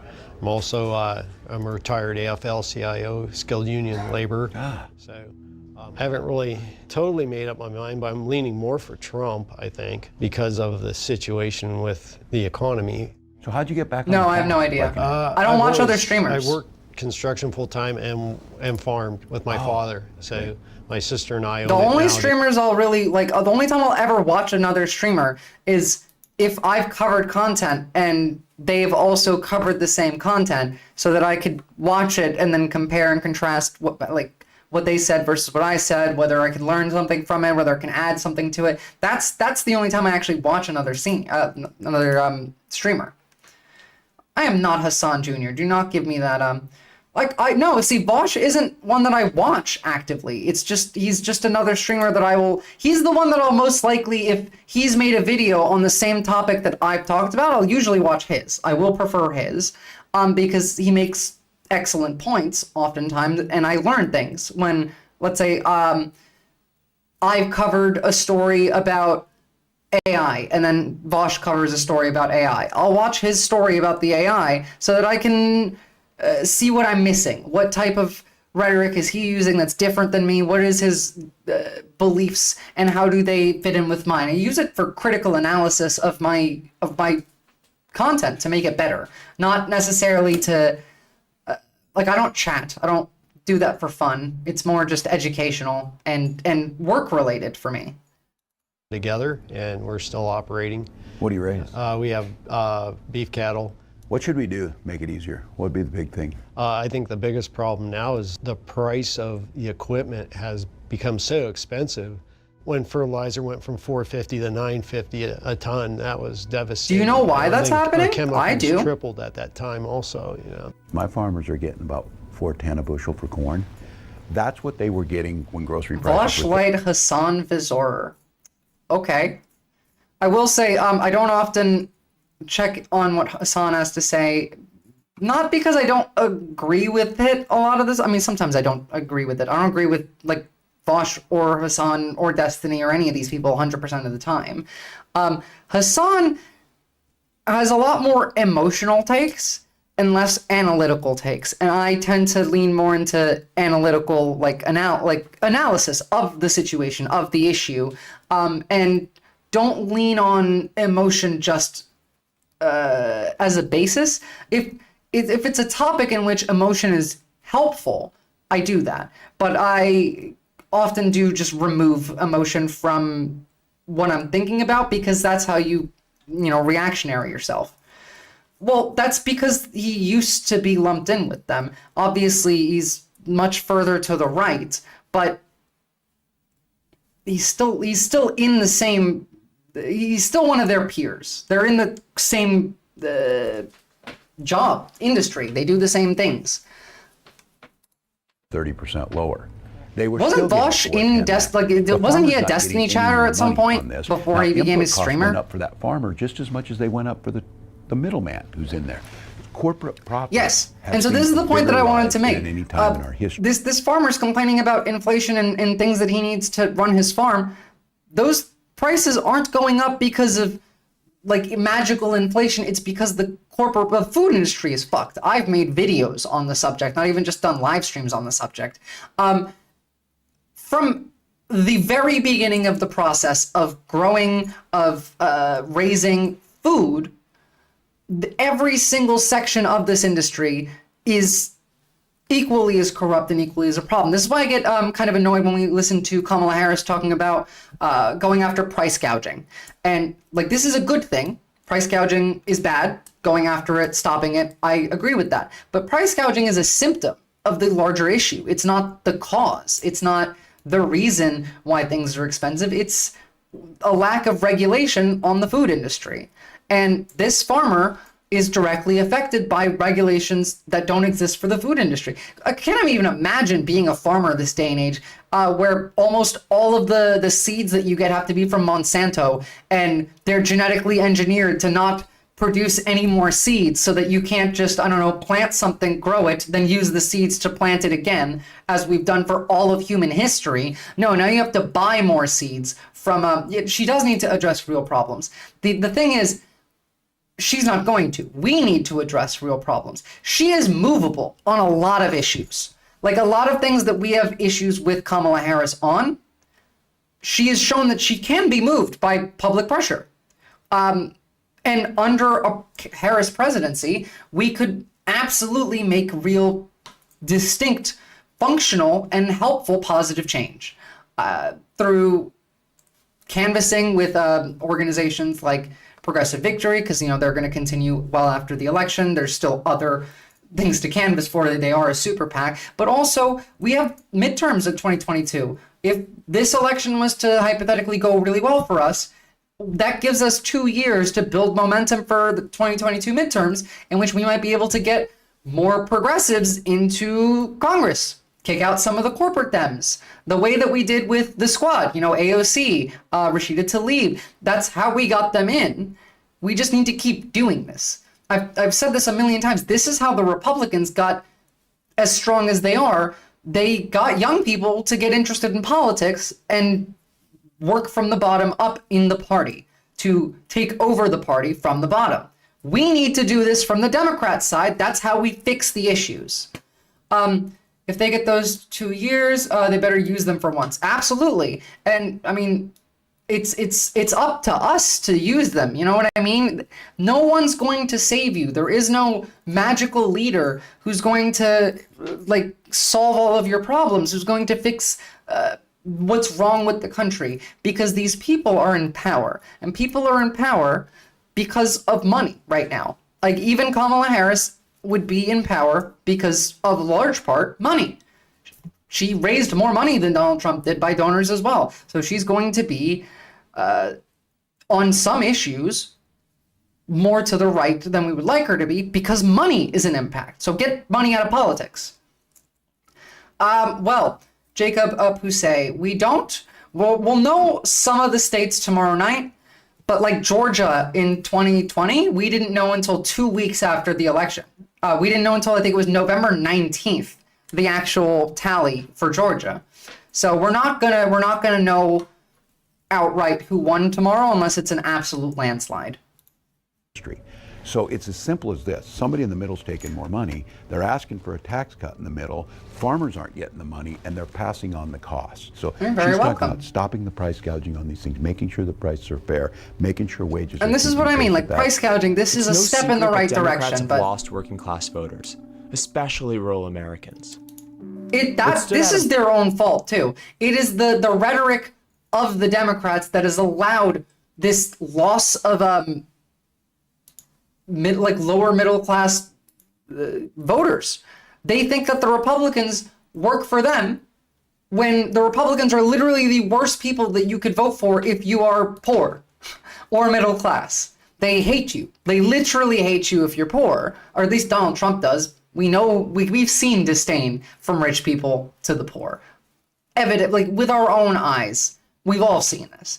And the only reason that this idea is perpetuated is because of things like, I don't know, shutting down Bernie Sanders' campaign and giving the nomination to Hillary Clinton, even though he won, and even though, like, afterward, the Democratic chair of the DNC had to step down and say, oh yeah, sorry, we cheated to make Hillary Clinton the nominee. This pissed off a lot of poor people because obviously Bernie Sanders was much more popular with the middle class and the poor. It's their own fault. About Walz's But also, approach like, to winning challenge back the Republicans was more. his knowledge of their lives and specific struggles. He got into the weeds of farming with Gordon. Farm bill. What do you guys do on crop insurance? What equipment do you need with potatoes?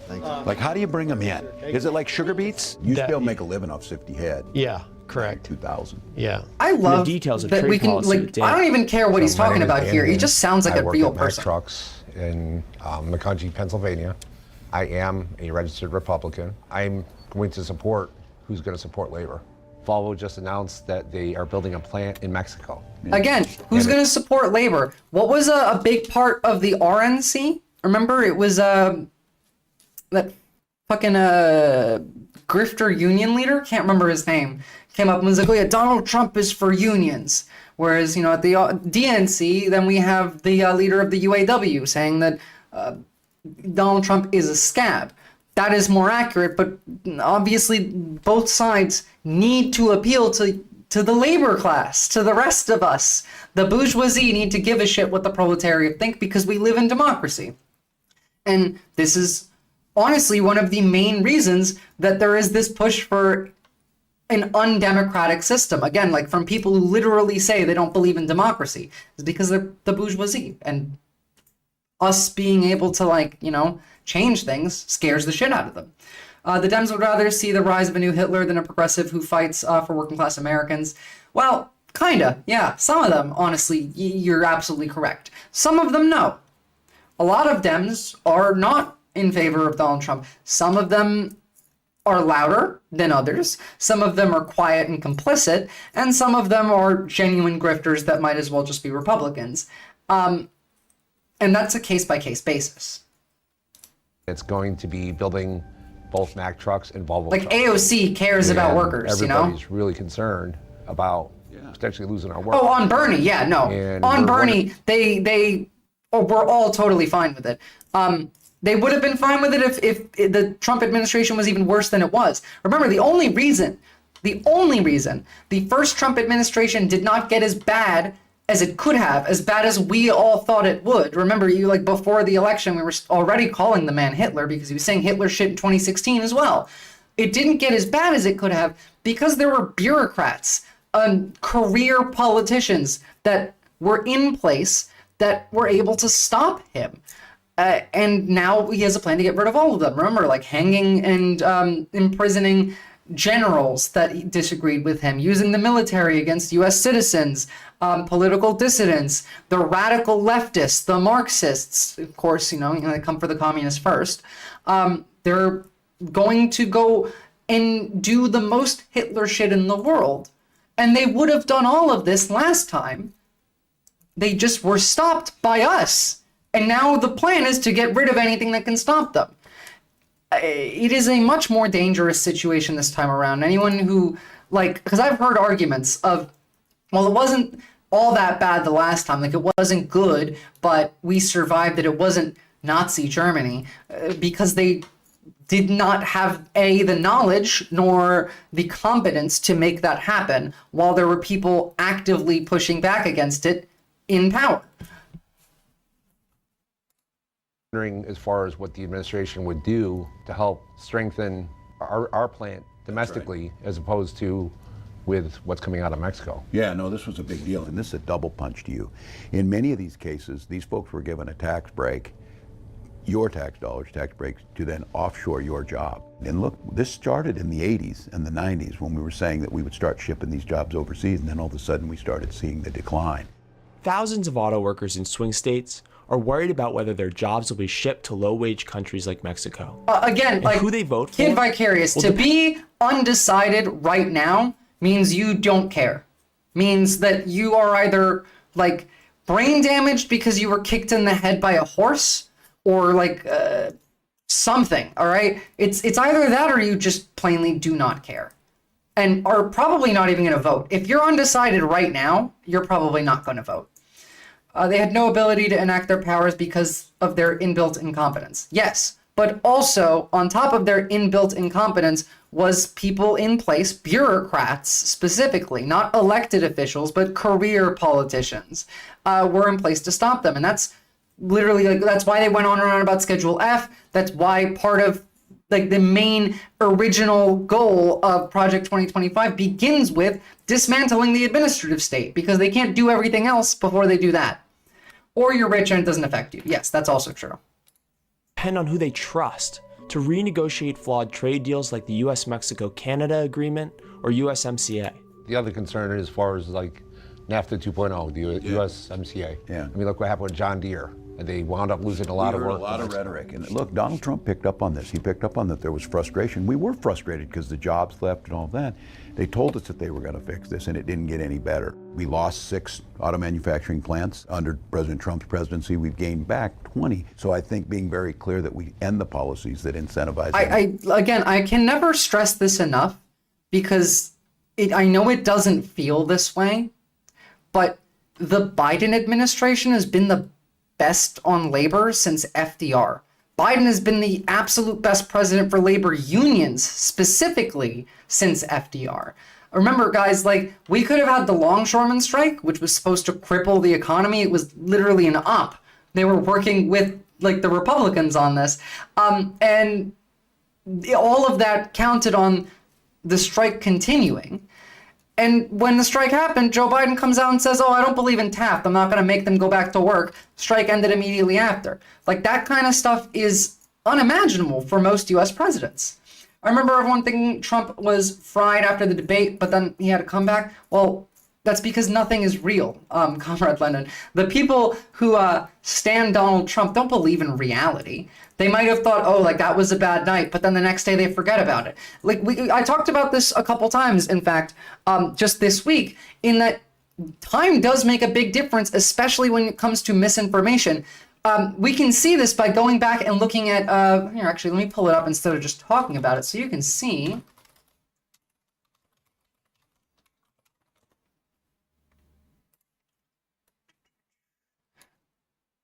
So, this was denazification in Germany. Totally different topic, but this relates. So in 1946, 6% of Germans said the Nuremberg trials had been unfair. Only 6. Now, if you ask them in 1950, 4 years later, 1 in 3 said the trials had been unfair. When you allow fascistic, hateful lies, Nazi rhetoric like this to exist, when you don't cut it from the root, it grows. It's the only way to deal with these people is to put them in prison forever. I mean, like, obviously at the Nuremberg trials, we sentenced some of them to death, but I'm not in favor of the death penalty. So put them in prison forever. And, like, build a steel prison in the middle of Antarctica. Put good heating in there. Obviously, you know, like, we're not inhuman. We're not them. Allow them to have basic human necessities. But they're stuck in the middle of Antarctica from now on. All the Nazis get sent there. I'm fine with it. They love Antarctica, don't they? They think that there's this, like, Aryan, like, wonderland under the ice. Just put them there. Make it not our problem anymore. On the union thing, it was a good message, bad messenger. Biden was really good on this thing. You're actually correct on this, that it was not that what they did was bad. It was that they were bad at showing off what they did, and I agree entirely. I agree, Comrade Lenin, but also I'm not technically allowed to say that. So, TOS and all that. So death penalty's bad. Those that are willing to invest here. And I only agree with you in the context of Minecraft. I'll say it that way. Like that, they are working. They are starting to come back. Those two laws. Sorry, what was the CHIPS Act was really good. Those that are willing to invest here. And things like the Inflation Reduction Act, the CHIPS Act, and things like that, they are working. They are starting to come back. The CHIPS Act, I'm really, really in favor of. Again, 96% of the world's advanced microchips are made in Taiwan. These run literally everything. Your phone, your computer, your car, your microwave, to, like, bombs that we fire across, like, the planet. Almost all of them are made in Taiwan. Make them not in Taiwan, a country which is in constant threat by China. Not that I think that China is actually going to invade Taiwan. I don't think they will. But why keep it offshore? Why have the entire production line of a crucial good for all of humanity that literally every country needs access to? Why not spread out the production so that there's redundancies in case a disaster happens? What if there's a tsunami that just, like, knocks into Taiwan? We're all fucked. Well, I know we all want cheap stuff, but, you know, you can't get your cheap stuff if nothing can function anymore because we don't have advanced microchips. You know, like, it's incredibly difficult to make these too. It's not like you can just invade a country. Like, China could not invade Taiwan, take over the chip factories, and then just send their workers in to do the work. It requires a lot of specialized training. We invented this in America, the technology of these advanced microchips. I'm perfectly happy in producing a fabricator, a factory in which we produce them in America. I disagree with you, like, hard disagree, Comrade Lenin, but that's not a topic that I want to discuss right now because that always gets out of line. If you want to talk about it, we can talk about that after the election. I know that there's some people in my community that might agree with you. I will never.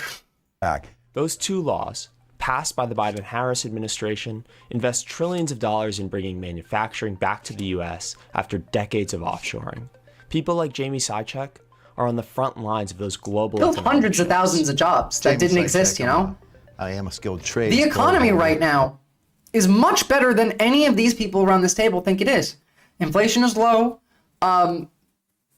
There's record low unemployment. I believe it's actually record low unemployment. I might have to look at that one. But the issue is wages. It's just wages.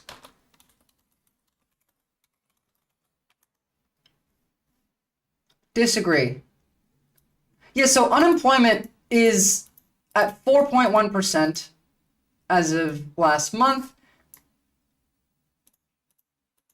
Edged higher up than 0.4% month over month and 4% year over year. This suggests the labor market remains firm despite signs of weakening. Yeah, so, like, unemployment is not an issue. We don't have record high inflation anymore. Inflation has dropped to its lowest levels in like a decade. Your economic problems are because of literally just you can't afford things because your wages are low. Of the UAW. It's coming up on my 30th year. I work in a steel mill in Butler, Pennsylvania, and we make a unique product that's electrical steel for transformers. We're kind of tied to you guys with our taconite in northern Minnesota. Yes. I think that we should build more shit in America. I did not vote for Donald Trump in 2016, and I did vote for Donald Trump in 2020. Over the last 50 years, American steel jobs have been decimated by cheap foreign steel. The mill Jamie works at has been in limbo for years. Last year with the Department of Energy, we had a rule regulation proposed that was nearly going to wipe us off the map. Everything was going to come from overseas. What was and why do these laws pass? Why do these measures happen? Well, it's because the politicians in place that move this along are paid by the industries that this is going to benefit. But we don't live in a socialist society, Comrade Lenin. 0% uninflation is not a good thing, in fact. You need some level of unemployment to keep the actual cycle of people moving through employment going. You need a level of unemployment under a capitalist system at the very least. Under socialism, ideally, yeah, you wouldn't have any unemployment because everyone who wants a job could just go and get one in any industry that they wanted to. It wouldn't be difficult because nothing would function for profit. It would be, I want a job, I want to do this job. Oh, cool, we could use you. Come here and do this job. But that's not how it works now. Yes, so the unemployment number actually prevents the U.S. from doing a lot of stuff they'd like to do simply because they don't have the workforce needed to do them. Yes, that's why you need some level of unemployment, because if you have no unemployment as a capitalist society, then you can't make new things happen. You can't create investments. You can't create new jobs if there's no one to fill those jobs.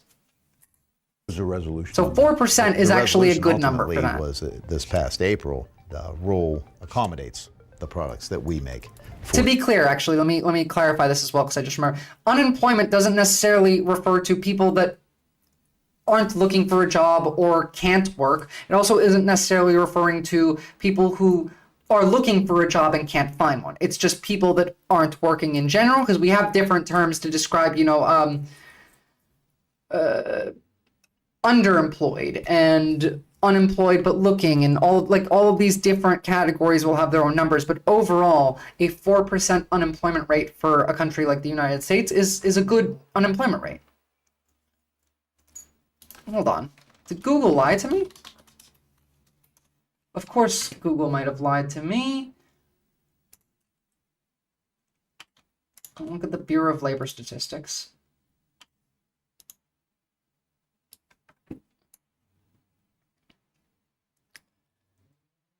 .1% right now, as of October, Bureau of Labor Statistics. And so I'm not sure where you're getting that 11% number from.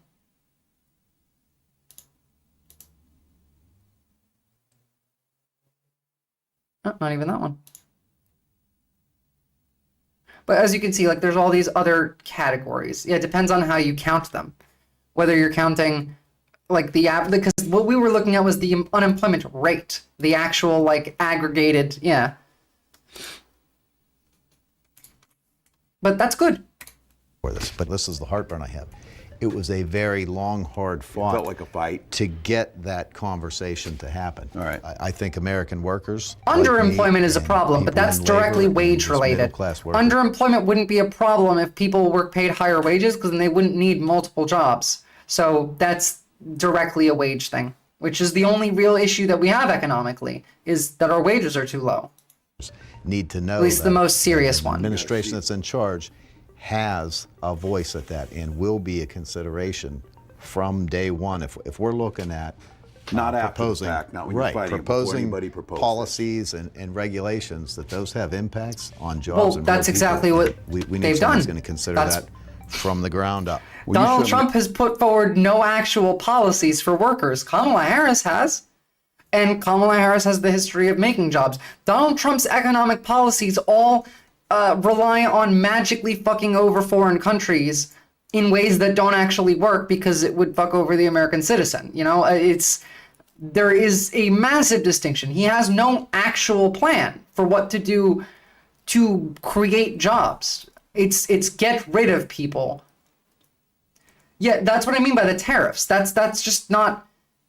First of all, again, doesn't even relate. Even if that was true, let's pretend for a second that we're all the dumb ones and don't understand how the tariffs work. If they work the way Donald Trump said, this still does not do anything for labor.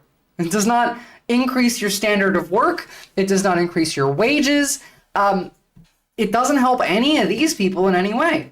And obviously tariffs don't work like that. Tariffs, his idea of tariffs will tank the economy. And we know this because even Elon Musk has admitted it. Got my assurance, and I know the vice president has lived that way, and Joe Biden certainly did, is that we need to have you at the table, and we need to avoid these things. We need to make sure that your voices of labor are heard. We talk about this being the most pro-labor. Certainly not perfect. We've been through some of these, but I think you've got the assurance that true, Comrade Lenin. Now imagine, actually, speaking of, because some of these guys are farmers and factory workers. Imagine how much it would hurt our economics if we, I don't know, deported 22 million human beings. Not that, like, there's not even 22 million, like, undocumented immigrants in the U.S. It would be insane. They're not even going to realistically end up deporting a lot of these people because it's expensive, it's time-consuming, it's difficult. I mean, like, we're talking about building camps and mass ethnic cleansing. This is Nazi shit. Like, Hitler also was talking about deporting the Jews before he started killing them. So, but let's pretend that happens. Let's also pretend that he's not going to raise your taxes a significant amount. That would remove the entire workforce for the farmer, because 80% of undocumented immigrants work in agriculture. And it would also significantly harm the factory worker, because the other, 20% is mostly taken up by factory workers. And yes, of course, they're also going to, raise taxes. You need them illegals to work the hard labor, then our economy will tank. Well, true, but I'd rather them, just get a pathway to citizenship. In fact, if you ask most Republicans and you word the question correctly, they're more in favor of pathway to citizenship than mass deportation as well. Even like MAGA. You can ask MAGA, just ask them correctly and they'll answer pathway to citizenship. Like, be specific, give them details. But yeah, undocumented immigrants work. They work harder than the average American. They don't get any benefits from the government, but they still have to pay taxes. They still have to pay sales tax at the very least. That would, crash the economy, which we know. You can even go look up, like, Elon Musk talking about it. We've seen economists, break down in graphs how fucked the economy would be because of this. Let alone adding everything else like that on top of the tariffs, on top of the tax raise for the average American. Like, you guys are suffering. You're dying. You can't afford food anymore. You're gonna be walking around the streets looking for a can of beans that someone dropped somewhere, and you find out it's open. You're jamming your hand inside it because you haven't eaten in days. That's what they're gonna do to you, economically. Table on the front end.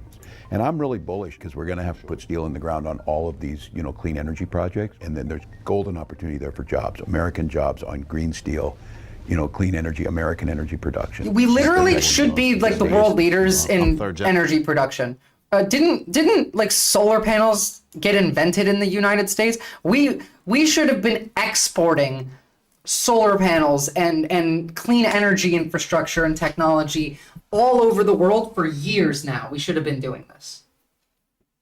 Hold on, I dropped something. You go. Something, eat the rich, essentially. Generation in my plant, my dad, my grandfather worked there. There should be jobs there for what, 3 or 4 generations. Clean energy? You're right. You're thinking about your kids. What are jobs are they going to do? And then couple it with how they're going to buy a house. I don't want them coming out of school with debt. I want them having a skill and something to do. We're really pushing, and I know the vice president's pushing at this idea of skills, more apprenticeship programs, more opportunities to get in, build a stronger economy. I mean, what is there on the right that remotely comes close to this? You say this shit to your average MAGA, and it's oh, I don't want to pay for other people's education. Oh, I don't care. It's all selfish, self-serving, evil nonsense that's been just trained into these people. Not these people, I mean MAGA. And again, I don't think that most of MAGA are all Hitler. I think they're all Hitler now. I just don't think they were Hitler before. In fact, J.D. Vance is a great example of this. J.D. Vance was not Hitler a couple years ago. In fact, he called Donald Trump Hitler a couple years ago. He was a racist, hillbilly. Sure. In fact, he wrote a book on it, Hillbilly Elegy, in which he talked about how his racism is better than the racism of the people he grew up with, because his is some cringe fucking science-based, evidence-based, like eugenicist racism, whereas like the average is just bigotry and they look down on. That was him. And he got radicalized through being involved with these people and also through the influence of Peter Thiel and his money. And he became Hitler. You can turn these people into Hitler, which is why they're like this now. But I also think some of them, you could probably make them not Hitler again. But a lot of them, I don't have hope. You know, like, again, this MAGA's what, like half the country? 40% of them are probably brain damaged for life. Well, yeah, absolutely. And I said this before, Moper, that when we watched the vice presidential debate between Vance and Tim Walz, that Vance wasn't even engaging in the debate as if he was debating Tim Walz. He wasn't answering the questions as if he was in a debate. What he was doing was, it was like he was having a job interview. It was America's next top Führer, and his only audience member was Donald Trump, convincing him like, hey, look, I'm a good heir to the throne after you, which is what he's there for. Although Elon Musk seems to think that he's going to be the heir after the throne, which is funny because, I mean, A, that would be horrible, but like Donald Trump hates Elon Musk, so.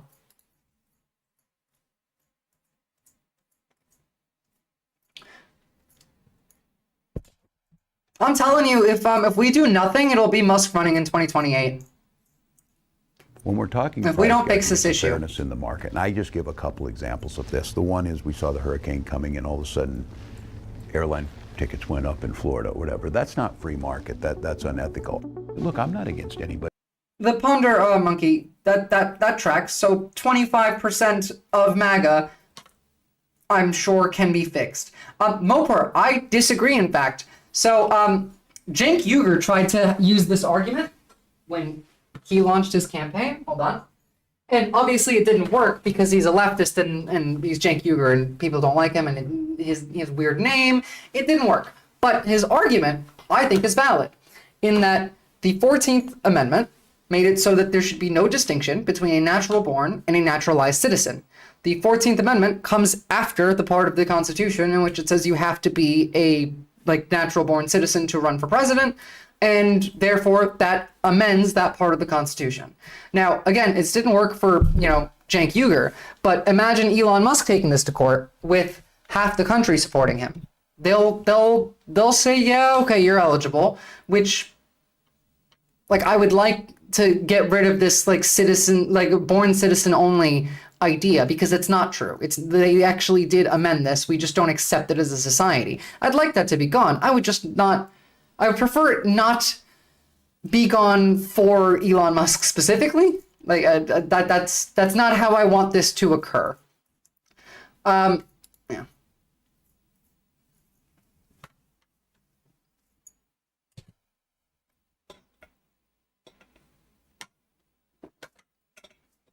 Last one, I give you the example of is insulin. In Minnesota, they were charging for that little vial of insulin a month's worth. They were charging $800. We capped it at $35. Now people are saying, well, how's the company going to make money? It costs $5 to make it. So 37 states already have these policies in, but we don't have a federal ban on doing this that can stop some of that. That's the initial hit on that. But the biggest thing is making sure wages are keeping pace with it, making sure that your taxes are going lower, making sure that healthcare prices aren't going up. Okay. So Steelers going to win it? Is that the word? I'm just curious. Look, excellent rhetoric from Tim Walz. Grocery prices, cutting taxes, sick leave, abortion, none of this shit is on the right. They don't want any of this. Your grocery prices are going to get higher under the right. Cutting taxes? Not for you. Sick leave? None. You get none of it. You can ask any of these conservatives and they'll be like, oh, well, why should we pay for you not going to work? Stop being lazy. Get up off your bootstraps. Blah, blah, blah, blah, blah. Abortion, we know where they stand on abortion. And also, I've been saying this all week. I've been saying this last week. I'm going to say this all next week. It doesn't end with abortion. The next step is they want to take away women's suffrage. We've seen a lot of them talking about it this week. That one Kamala Harris ad of you don't have to tell your husband if you vote for Kamala Harris really pissed them off.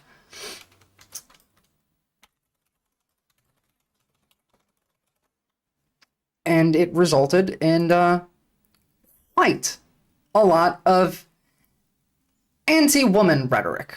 Let's just say it that way. It was this ad. Your turn, honey. In the one place in America where women still have a right to choose, you can vote any way you want. And no one will ever know. Did you make the right choice? Sure did, honey. Remember, what happens in the booth stays in the booth. Again, I love this ad. This pissed off a lot of people. You know how states are passing laws banning specific trans girls from participating in sports? We should do something like that and pass an ultra-specific law banning white South Africans from holding office in 2028. We should make that even more specific and just make it that specific white South African cannot hold office. I would like that, you know. Elon Musk is not allowed to hold office. A law being passed. Kamala Harris signs it. To be fair, obviously we're joking here. I think the FTC should crack down on Elon Musk. I think the DOJ should go after Elon Musk. Even he thinks that he's fucked if Trump loses. He said this to Tucker Carlson on camera, like, "Oh, I'm going to jail if we lose." So I would be pissed if my wife voted for Trump. Well, that's not what they're pissed about, though. They're pissed about all of these, like the idea of your wife voting for Kamala Harris and not telling you about it. We watched what was it, Jesse Waters talking about how this is equivalent to an affair. It's just nonsense, brain dead nonsense. But it isn't uncommon, because on top of like Jesse Waters saying, oh, like this is an affair, then we had Newt Gingrich saying like this is disgusting. The Democrats are advocating that you lie to your spouse. Meanwhile, like the question of why would your partner feel the need to lie to you doesn't get answered. They even asked Jesse Waters this on Fox News after he said it. One of the pundits was like, well, wait, hold on. Why would your wife feel the need to lie to you? Gets ignored every time. Then we have the Christian nationalist in like the west side of the country, people in like Utah, Arizona, talking about how, you know, women should not vote because the patriarch is God ordained and that you should follow the father of the house and do as he says. And like they want Handmaid's Tale shit. Like I know that is a claim that comes out a decent amount and it is true to an extent, but it seems it's kind of like calling them Nazis. It feels over dramatic to a lot of the typical American, but it's so true. Typical right wing making up shit out of nothing and then fighting their own hallucinations. That's kind of what half this campaign is. I mean, like, look at this. So, this image was posted by one of the guys that does like the Jubilee debates, Dylan something, I can't remember his name. They were Gen Z voters. We're all proudly voted for Kamala Harris. Real men support Harris. This is the guy apparently who's responsible for killing bin Laden. Talking about, you're not men, you're boys. If there was no social media, you would be my concubines. Bro is doubling down, still has no idea what he said. No, Jake, I'm telling you exactly what betas like you will be used for. Sex and food, mostly food. This is the level of schizophrenia the right wing is on, all right? They're talking about, like, cannibalism and sex slaves, which, like, the sex slave bit is not uncommon on the right. It's just usually directed towards women. But yeah, what a weird way to come out of the closet. I mean, like, nothing wrong with being gay. Just try not to, I don't know, eat people and talk about concubines. Like, what world are you living in? Greece was only pro-homo for dudes. Lesbians were not respected in Greece. I mean, there's like the island of Lesbos and all of this, but yes, but like they did not like lesbians in ancient Greece. And speaking as a queer woman, I for one think that matters. I just found this. So the FBI is fully aware of, you know, fake videos related to the election. I've covered a couple of these, but I don't know which one they're talking about now. Voters about videos sharing false claims about early voting and second gentleman Doug Emhoff. These are screen grabs of those videos ABC News believes the FBI is warning about It comes as Homeland Security officials are warning of a foreign election interference campaign, likely including Russia, China, and Iran. Let's bring in Verana. I would also add Israel into this, just so you guys know. It's Russia, Iran, China, and Israel are all spending money to influence our election. They'll just never say Israel, of course. Kaffernede from the Brennan Center's They'd like get crucified if they did. For more. Veronica, how concerning are these false videos and these warnings over foreign election interference? Yeah, I mean, they're absolutely are concerning. I think the important thing for voters to understand is that election officials all over the country have been preparing for a long time for this election, as they do with every election. And so there will be. I didn't hate Israel until they started a genocide, and then they started bombing another country that wasn't involved in that, and then started to bomb another country who's a regional hegemon in the attempt to start a war, while also backing Donald Trump so that he could help him have a war. Fuck off. Exactly, good. Be absolutely taking every precaution. Most Jews that I know don't like Israel anymore. Voters should not be discouraged. Those who have not yet participated in the election and who have waited until election day to cast their ballot. So at this point, election day is tomorrow. Voters who have not participated should absolutely do that and understand that the election is secure, and we're going to push. Sorry, the Ponder Monkey. I decided to just ban them for an hour. I don't want to deal with this right now. I have Israel shit to talk about. I just didn't feel like getting into it because talking about Israel is somehow more depressing than the possible impending doom tomorrow. Back. Those of us who fight for As our we can democracy on any misinformation and disinformation, as well as relying on our law enforcement partners to ensure that our elections are secure. Now, the FBI is aware of all that, but I'm not sure they're looking into the actual ways in which the Republican Party is planning to cheat to steal the election. They're using essentially the exact same strategy with fake electors that they did in 2020. In fact, I've covered this on multiple occasions. In fact, actually, I thought there was 70. Now there's 93 Republicans designated as prospective presidential electors in 7 battleground states. Wow, those numbers grew. A month ago, they had about 24 in battleground states and 70 total. 8 of these people are facing felony charges for signing false electoral college certificates in 2020. Why the fuck are these people allowed anywhere near a polling station? Why are they allowed anywhere near the electoral college or on other people's votes? Why are they legally allowed to be electors? They're facing felony charges for falsifying electoral college certificates. This is insane to me. Another 5 signed similar certificates in 2020, but were not charged. At least 6 others played notable roles in challenging the results of 2020. They have quite a few veterans, I suppose, from their last insurrection attempt involved here. All told, at least 1 in 5 Trump electors from battleground states had some connection to them trying to overturn 2020. 1 in 5. Why are they allowed to do this? I know this sounds undemocratic, but the DOJ should arrest every single one of these people for their felony charges should just get doubled because they're obviously trying to do it again. They should not be allowed anywhere near a polling place, anywhere near votes while facing the charges. Again, this goes back to the same reason that Trump's allowed to run again, in that we didn't think that this was a thing that would happen, so we didn't create any laws around it. Trump is allowed to run as a convicted felon because we didn't think that anyone would ever vote for a convicted felon, and we didn't make it a law. And it's the same type of issue that we're having with these people. They're just doing the same thing. I mean, hopefully because they're doing the same thing, they're gonna fuck it up again, but we'll see.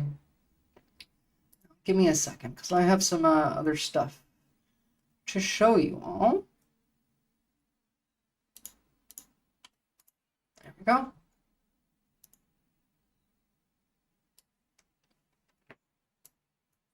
So New York Times is reporting that they have found lots of different Telegram groups talking about violence that might unfold on election day, violence that they might like to do. Groups backing former President Trump recently sent messages to organized poll watchers to be ready to dispute votes in Democratic areas. Some posted images of armed men standing up for their rights to recruit for their cause. Others spread conspiracy theories that anything less than a Trump victory on Tuesday would be a miscarriage of justice worthy of revolt. The day is fast approaching when fence sitting will no longer be possible, read one post from the Ohio chapter of the Proud Boys. There we go.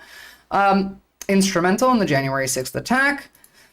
You will either stand with the resistance or take a knee and willingly accept the yoke of tyranny and oppression. So fucking cringe. What do you, like, all of you people think that you're a Shakespearean poet at the same time as like a warrior. Meanwhile, you're all just a bunch of terrorists that belong in prison. The messages were all posted on Telegram, the lightly moderated social media platform. More so than on other social media apps, Telegram is a prime organizing tool for extremists who have tendency to turn digital coordination into real-world action. Analysis of more than 1 million messages across nearly 50 channels, over 500,000 members, found a sprawling and interconnected movement intended to question the credibility of the presidential election, interfere with the voting process, and potentially dispute the outcome. But actually, yes, tell their moms, because a lot of these people are probably fucking children. Lock up the ones that are at least lock up the organizers. At the very least, the organizers. I don't necessarily think we need to lock up incels, Comrade Lennon. I feel like there's a better way to deal with incels. Just, Nazis that are incels, I think you need to lock them up. Because again, not all Nazis are incels. Sorry, not all incels are Nazis, but all Nazis are incels. We've talked about this in depth, that like misogyny is a foundational aspect of fascist and Nazi like belief. It is sexual insecurity, and misogyny builds a very large portion of the foundation. So, Times reviewed messages from election integrity groups across the states. More than 4,000 of their posts went further by encouraging members to act by attending local election meetings, joining protest rallies, making financial donations. Posts from other far-right groups reviewed by the Times urged followers to be prepared for violence. These calls to action extend the right-wing language typically found on other major social media sites into the physical world. Yeah, fight like hell. If you ever said, what can I do? This is your opportunity. It's the same kind of shit that got people riled up on January 6th. Remember, a big part of why the mob moved to the Capitol was because Donald Trump, someone that they trust in a position of power and respect, told them, fight like hell. Go, and like, you're not going to have your democracy if you fail. And so all of these people went and did it. And that's the kind of rhetoric that's being passed around. Telegram is very central to organizing engaged offline activity. Are you going to show us any of what they're talking about? Really? New York Times? Okay, here we go. Now we're getting a bit more into the weeds. One channel focused on election auditing in New York, featuring recruitment ads from United Sovereign Americans. Sure. One of its lawyers is a former Solicitor General of Pennsylvania who defended Trump during the second impeachment. Under an image of Uncle Sam, the bold "We Need You," the banner read, group recently claimed, without any credible evidence, that 2022 voter records showed millions of irregularities which, when ignored, are election fraud. Again, no evidence. They'll make shit up. Reality doesn't matter anymore, especially to the right. This is also a problem for the rest of us. A lot of us don't have the ability to find reality, to do critical thinking and challenge belief systems that maybe we already hold, or maybe that people are trying to put on us. Whereas like on the right, you have none of that. You cannot be a conservative with the ability to do critical thinking right now. Not like a MAGA conservative at the very least. I'm sure like you can be a regular conservative. They're wrong, obviously, but there is a difference. These people act solely on reaction, input, output. They feel stimuli and then they react to said stimuli. That's the only way that these people can do like recruiting. That's their main goal, is look for people that are sad, people that are in distress, people that are young, and people that are uneducated or don't pay attention, and scare them. The larger her lead, the more they will claim it proves it was stolen. Yes, but the larger her lead, the easier it is to prove it wasn't stolen. So we want the largest possible lead. Because they're going to claim, like Trump is going to claim victory probably at like 11 o'clock tomorrow night. That's what he did last year. Well before even most of the votes have come in. Well before, like, I think even California's polls only like just close at that time. And they're going to do that anyway. I don't care what their argument is. The bigger our lead, the easier it is to prove that we won. Yeah, so look, again, this is the people that are organizing. There's 500,000 organizers right now. Because sovereign citizen is a term that the right wing uses that they think means they don't have to obey what the government says. Like, have you never seen the people being arrested and they're like, I'm a sovereign citizen, I did not sign a social contract with you, when they, like, I don't know, were speeding and they get pulled over and they're an asshole to the cop, and then the cop like tries to arrest them for, I don't know, resisting arrest or trying to leave a ticket or something. They'll be screaming that shit all the time. So when you hear sovereign citizen from the right, all that means is we don't believe that the federal government has any power or influence. You know, that I don't need to listen to the federal government. Well, because they don't have rational thought processes, Mopur. Of course, it doesn't matter whether it's true. It doesn't matter whether it applies to them or not. They don't act on thought. I just said this. They act on reaction.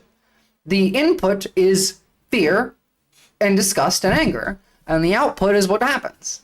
It's like winding up a toy. I am a person traveling. Well, you know, I hope you're traveling somewhere nice. I don't know what the point of that was. I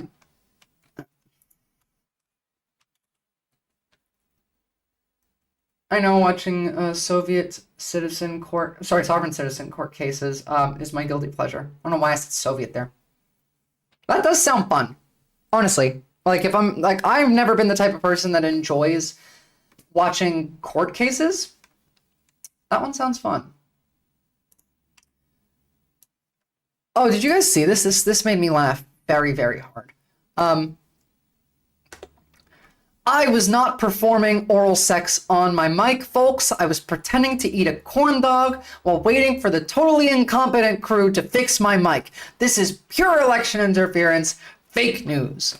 I did not have sexual relations with that microphone. It's so funny to me. I don't know why. It's just absolutely hysterical.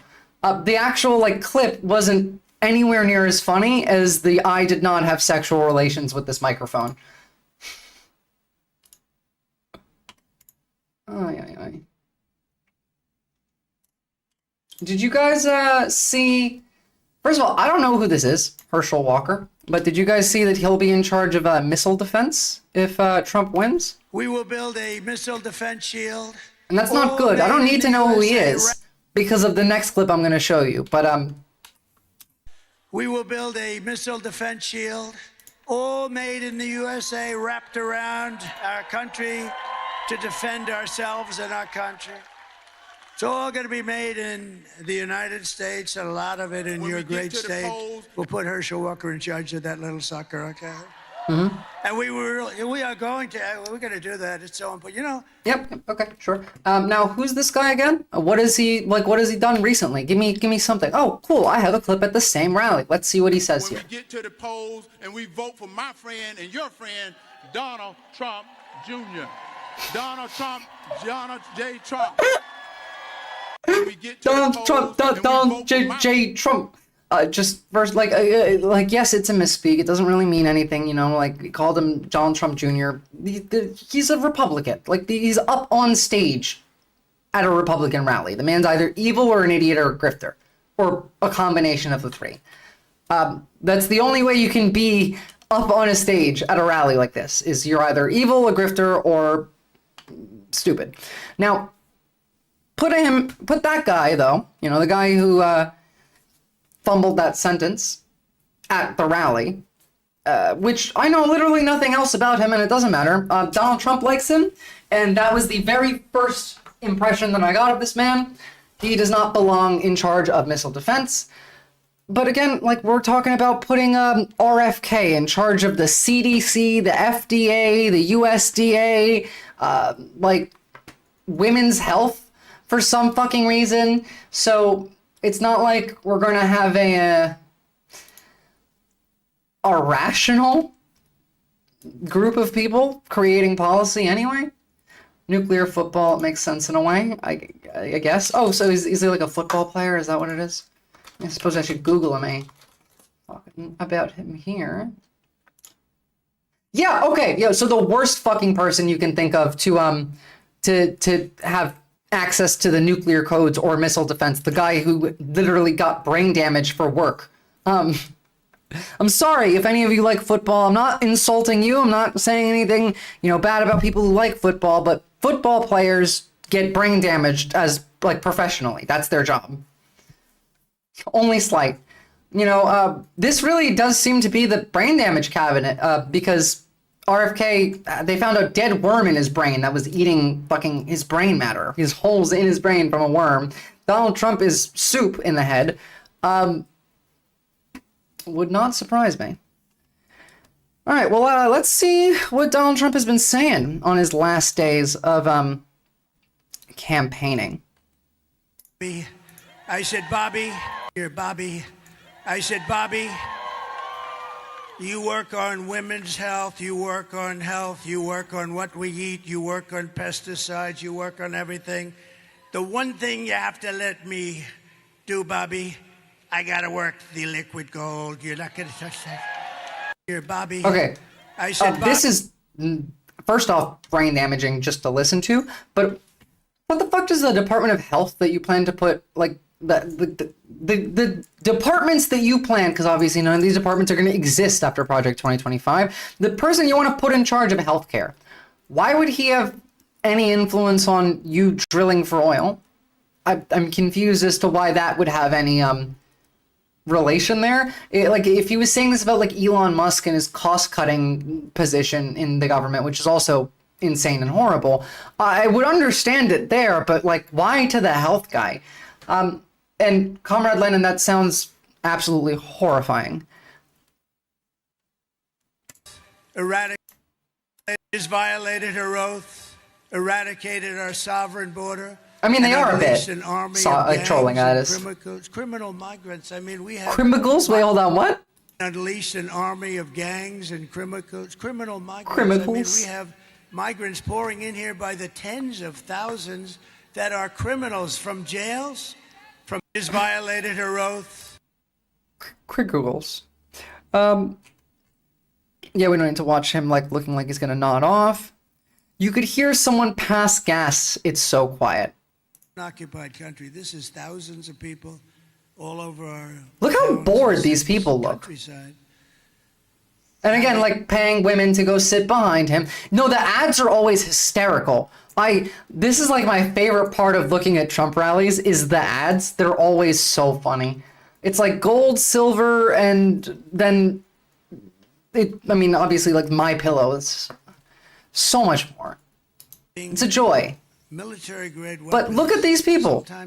They're bored shitless. No wonder people leave these rallies early. MS-13, equally violent. They like using knives to cut people up because knives are much more painful than a bullet.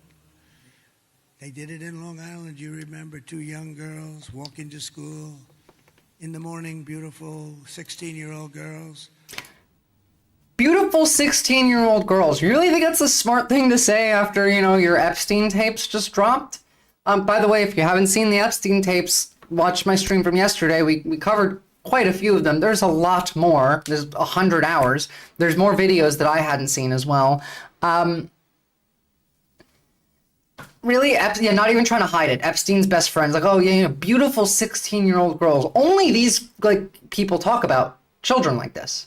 You don't see the normal people talking about children like this. You don't even see a normal person talking about like a group of teenagers, calling them like beautiful. No, you don't do that. Maybe if it's your kid and you're like complimenting your kid and their friend group of like, oh, like you guys look beautiful. That makes sense. That's rational. Maybe like in very specific, like, but this is not that. This is not that. This is not, you know, a joyful like example of like, oh, like look how nice it must be to like live that life as a child. They look so happy. This is pedophile shit. This is straight up pedophile shit. And like ignoring the gangs that are slicing kids up with their knives. Like, I'm sure there's like one example of this happening in the last like 10 years, sure, but this is not a common occurrence, first of all. The example that he's citing probably is incorrect. I haven't looked it up specifically, in the Long Island. They make shit up, they make it sound weird. You have to.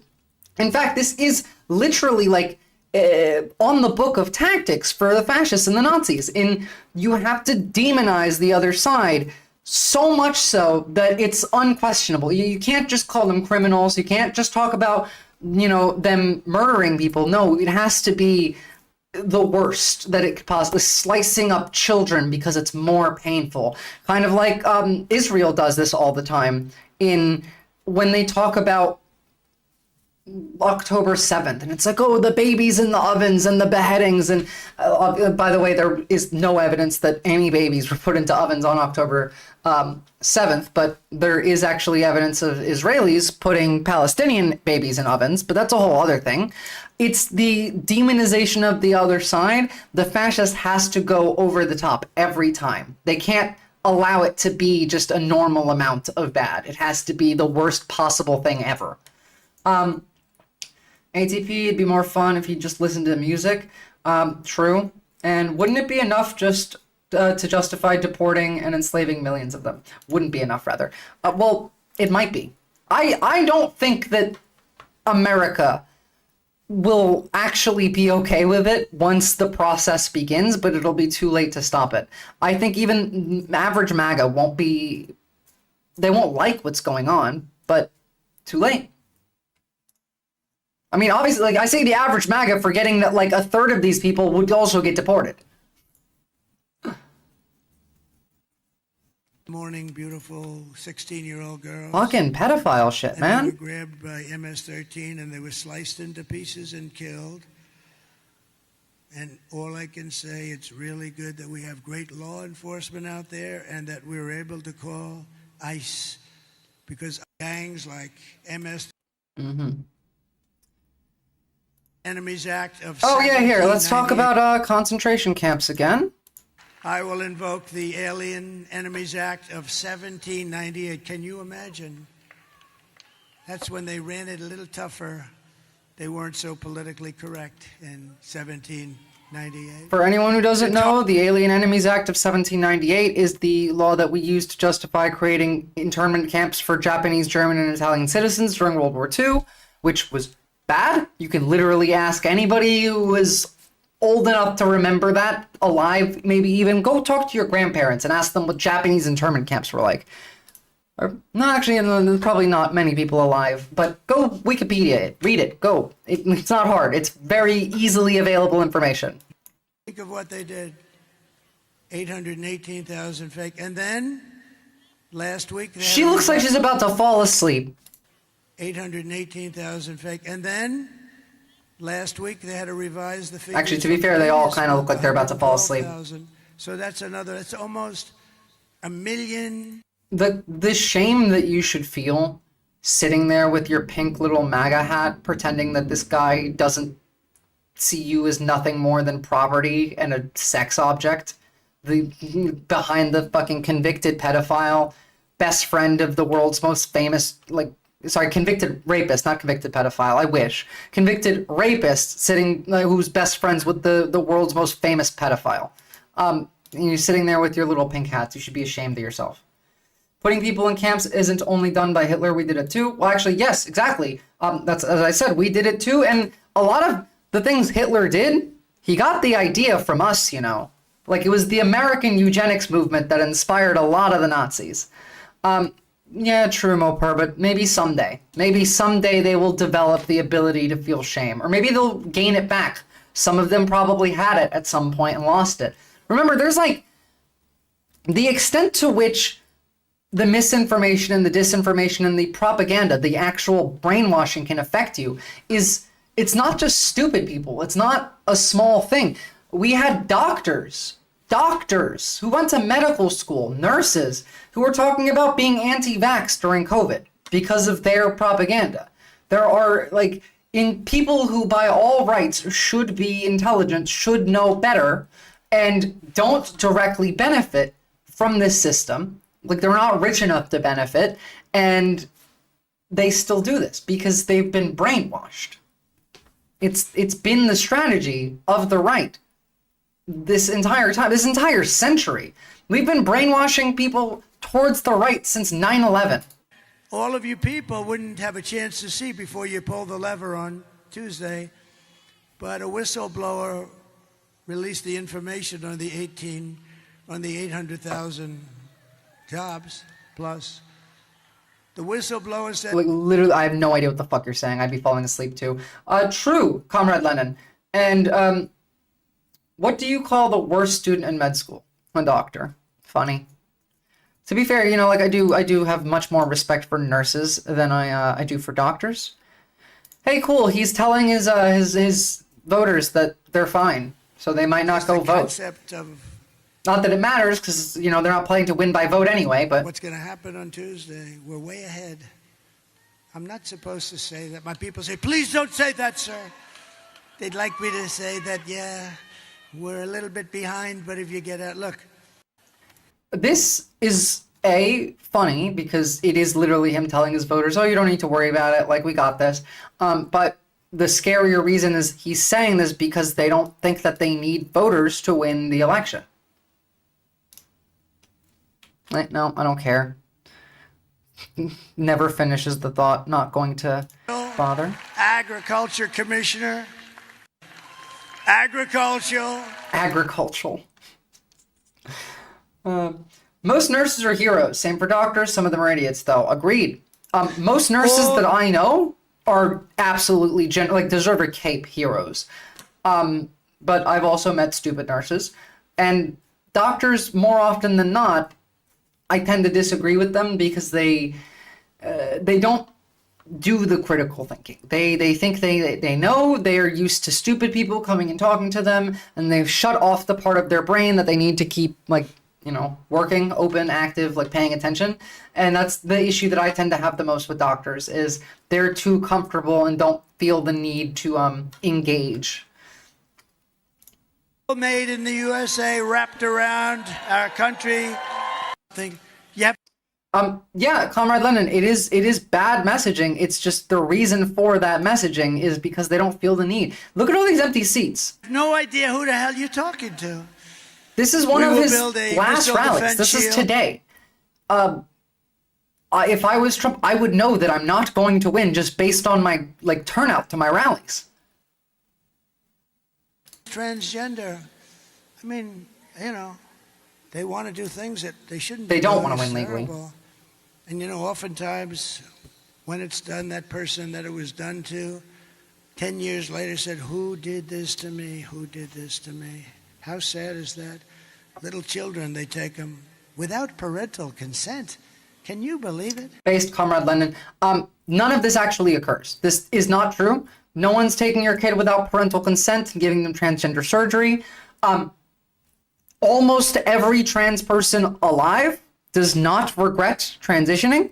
There is a less than 1%, I believe, regret rate, and none of those people make the decisions of like permanent body changes, surgical changes, before they go back on their idea. Like, almost none of them do. Very, very, very few of them. The only example that I have is a grifter. That's it. It's just a grifter. Ollie London, I guess, is the only like detranser that I can think of, detransitioner rather, that I can even think of, and like grifter, very obvious grifter. So Speaking of trans people, though, I've talked about this before. The #1 ad in every swing state right now for Donald Trump are anti-trans ads. And first off, they're horrible. Like they will literally like genocide trans people if they win. Donald Trump has said that he'll like executive order no more trans healthcare day one, which will result in like 67% of trans people likely committing suicide, because that's the statistic rate of trans people who don't have access to healthcare and how often they commit suicide. So like that is a genocide to me, by the way. Whether it's like direct or not, it doesn't matter. It's making the decisions that will directly lead to that outcome with the intention of that outcome is enough. But also, we know from 2022 that these anti-trans ads are not effective in getting people out to vote. In fact, they're kind of off-putting and they're creepy because that's what they're meant to be. They're not meant to get you out to vote. They're just meant to make you hate trans people. With a look at how LGBTQ rights have become a big focus of this year's election. First, anti-LGBTQ rhetoric, hate incidents, and policies have grown in the U.S. This also includes attacks on the rights of trans people. In the last 2 years, more than 100 state laws have been passed that restrict trans rights around healthcare or target the livelihoods of the LGBTQ community. That's horrible. If you're trans and you live in America, there are very few places where you can live and feel safe. Hate crimes against LGBTQ people have increased by 19% from last year, and anti-transgender incidents have increased more than 35%. Those stats are according to the FBI.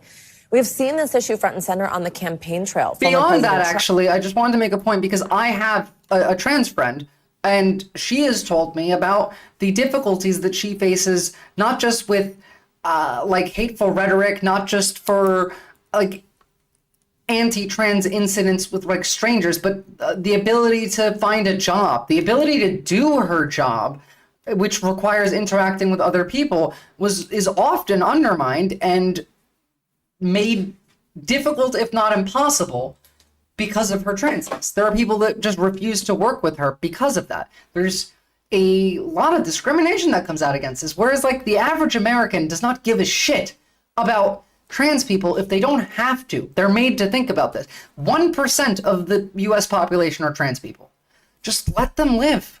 Why? I don't understand why this matters. I understand why they think it matters, but it makes no difference on anyone else's life. This is why I'm a gender abolitionist. I personally think that your gender does not affect anybody else's life but yours. That it literally does not matter in any case aside from how you feel about yourself and how you want to engage with other people. Is that like insane? Well, no, obviously, but these people do. For their safety, they should come out in the meantime or go to a blue state until Trump takes office. Well, like, she's a trans woman and she is out. She is out. So, you know, she's an adult. And she lives in a purple state. So, well, actually, I don't know. A blue state that somewhat leans purple still does not feel safe. And I understand why she doesn't feel safe. I understand why a lot of trans Americans don't feel safe, especially younger ones. According to the FBI. We've seen this issue front and center on the campaign trail. Former President Trump and Republicans around the country have spent tens of millions on ads with anti-trans messages. CEO and president of GLAAD. They spent $20 million this week. $20 million on anti-trans ads this week. Targeting LGBTQ people in this year's election. Good morning. Thank you so much for joining us. Good morning. Thanks for having me. Before we listen to her breakdown, because I haven't listened to it either, I do really need you guys to understand that these ads don't get people out to vote. So the fact that they're spending $20 million on these ads the week leading up to the election tells me that this is not about getting people to vote. This is about increasing transphobia and anger and fear and hatred, of turning the base into a more of a zealot movement, which they've been doing in every literal other fashion as well. It just fits in with the narrative. It fits in with the Madison Square Garden Nazi rally narrative. It fits with literally everything else that they say. Absolutely. It's always great to have you here on set with us. So we know here at NBC News, we've been speaking to members of this community, talking to these voters. We know historically, Exactly, and we're also Comrade Lennon, hearing exactly. from a lot of these voters that they plan to vote for Harris. But how do you think, just right now, especially as we're talking about, any and every segment of the population, whether that's women vote, young men vote, how it can sway or impact? How do you think this vote impacts the election? This vote could be the deciding factor. In 7 of the 9 battleground states, there are more young LGBTQ voters in this election cycle than there were voters that made the decision in 2020. So we have the Again, just early voters wise, we have had early voting that is essentially equivalent to the amount of votes that Trump or Biden got last time around in total, just with early votes. Margin for young It's 75 million, I LGBTQ think. votes in 7 of those 9 battleground states. And I think for us, there's so much on the line. Our recent poll said 94% of registered LGBTQ voters are going to vote this election. Based. Yeah, and actually another stat right now. That is a statistic that gives me hope, considering a lot of these LGBT people that are voting are young and likely are discouraged to vote for Kamala Harris because of Gaza. A lot of queer people would be, but 94% of them are still motivated to vote, and I am all in favor of that. ROGD is so fake. What about left-handed people? What's ROGD? And I'm left-handed, by the way. This gives me hope. In fact, I think that there's a lot more leftists that are going to vote for Kamala Harris than we think so. Like the shy Republican women who won't say that they're going to vote for Harris, but they are. I imagine we'd see an effect like that on the left, in that people who don't want to say they're going to vote for Kamala Harris because rapid onset gender dysphoria, that's not real at all. I'm pretty sure that is just a different version of their claim of social degeneracy spreading like a virus. Moper. Which, by the way, this is their reasoning for all of the LGBT, anti-LGBT talk, is that they think of this as a virus that will infect other students, that you can spread this around. And that's just straight up Nazi rhetoric. Again, it's not fun talking about Nazis all the time. I hope you guys understand that I don't enjoy this, but that is literally what they believed. 94% highly motivated in this year's election. Do you think that that's something that we really could see play out in battleground states? Absolutely. Because we are the margins, we make the decisions in those states if we show up at the polls, and we're motivated to show up at the polls. So we've been running an aggressive get out the vote campaign in those battleground states to motivate and educate our constituents on what's at stake in this election.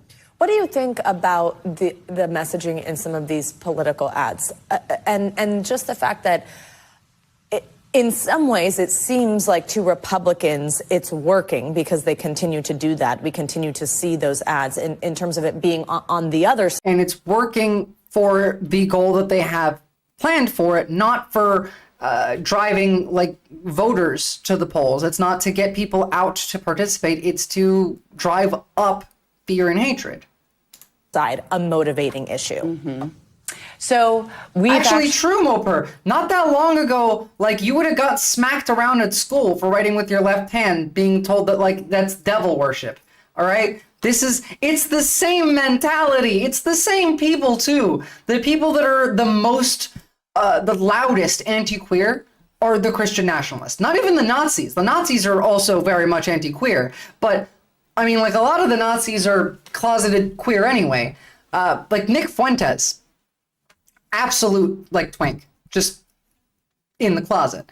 And so we actually see less of the LGBT hatred from the Nazi end. We see almost all of it from the Christian nationalist end. It's the same people that would say that I worship the devil because I write with my left hand. Actually tested those ads, and we did it with Ground Media recently, the new ones that are coming out. You said they spent $20 million in the battleground states in just 1 week on these anti-trans ads. And what we found is that they had zero influence on motivation to vote and changing candidates to vote. So it didn't influence who you're going to vote for or if you're going to vote. So they... As I said, that's not the point. No, I did not see him being zesty, but we are going to cover his rallies in a second. I just wanted to get through a couple other things first because it's not fun. Oh, you covered one of them at least. That was the Georgia one we actually looked at. So let me just get these open. Oh, hold on. I forgot about this one. This shit's insane. All right. There we go. That there are here's Steve Bannon, known Nazi, with other known Nazi and Russian agent, Tucker Carlson. I will kiss everyone on the lips, men and women, said by Trump. Yeah, Trump is gay as fuck. We covered this yesterday. Like, this whole campaign has been the, most homoerotic presidential campaign that I have ever witnessed. But also, who cares? Do you think that there are deeper forces at play here? Is this more than just Steve Bannon and Tucker Carlson and Elon Musk and a bunch of guys running around talking about in this material world, I would add Russia into that group at the very least, considering Tucker Carlson specifically is paid by the Russian government, according to the Prime Minister of Canada under oath. Politics and beating Democrats and taking on the intelligence, legal, financial apparatus. Is there something deeper going on here? So not only is the battle in the unseen world, not only is it part of what we're seeing, it is actually what we're seeing. We're seeing the physical manifestations of something that's been going on for eternity. But yeah, no, I was on February 20th, 2023. I was attacked in my bed by a spiritual being and clawed. Oh, right. I forgot he's been saying this shit, that he thinks a demon attacked him and that, it clawed him in his bed and that there's, this is insane. Guys, this is the guy who was on stage talking about how immigrants are vampires, last month. And left bleeding and scarred. Again, this war between forces that we can't see, but that has been ongoing and has been, in fact, described by every culture since the beginning. Every culture that we know about has described this battle. And in fact, it's been the basis of every religion. It's certainly the basis of Christianity, which I think is true. By the way, factually speaking, I think Christianity is true. But even if you don't, I think you can acknowledge that we're the only culture that hasn't been really absorbed in thinking and talking about this. Not since we dropped the atomic bomb in Nagasaki, the second one in August of 1945, and decided that we were gods and the God himself no longer existed. Since then, we have been a secular society, and that's why we're now being destroyed, in my view. Batshit crazy. I mean, first off, I don't actually think he believes this, because Tucker Carlson is a grifter and a Nazi and a Russian agent, but he's not brain dead. He doesn't believe this shit. He just personally benefits from saying it. But this directly, it's the Christian nationalist crowd. By the way, yeah, it probably was his cat or something that scratched him, and it's a demon because we have lost our devotion to the Lord, and so he's punishing us. What kind of peasant brain shit is this? Please, go move to Russia then. Go hang out in a Russian village, buy a house there. You have the money to do it. Go be your hyper religious theocratic society over there, not in America. If you're making the case that abortion is an affirmative good, you are evil. You're practicing child sacrifice. Worshipping abortion, the killing of kids? Who worships abortion?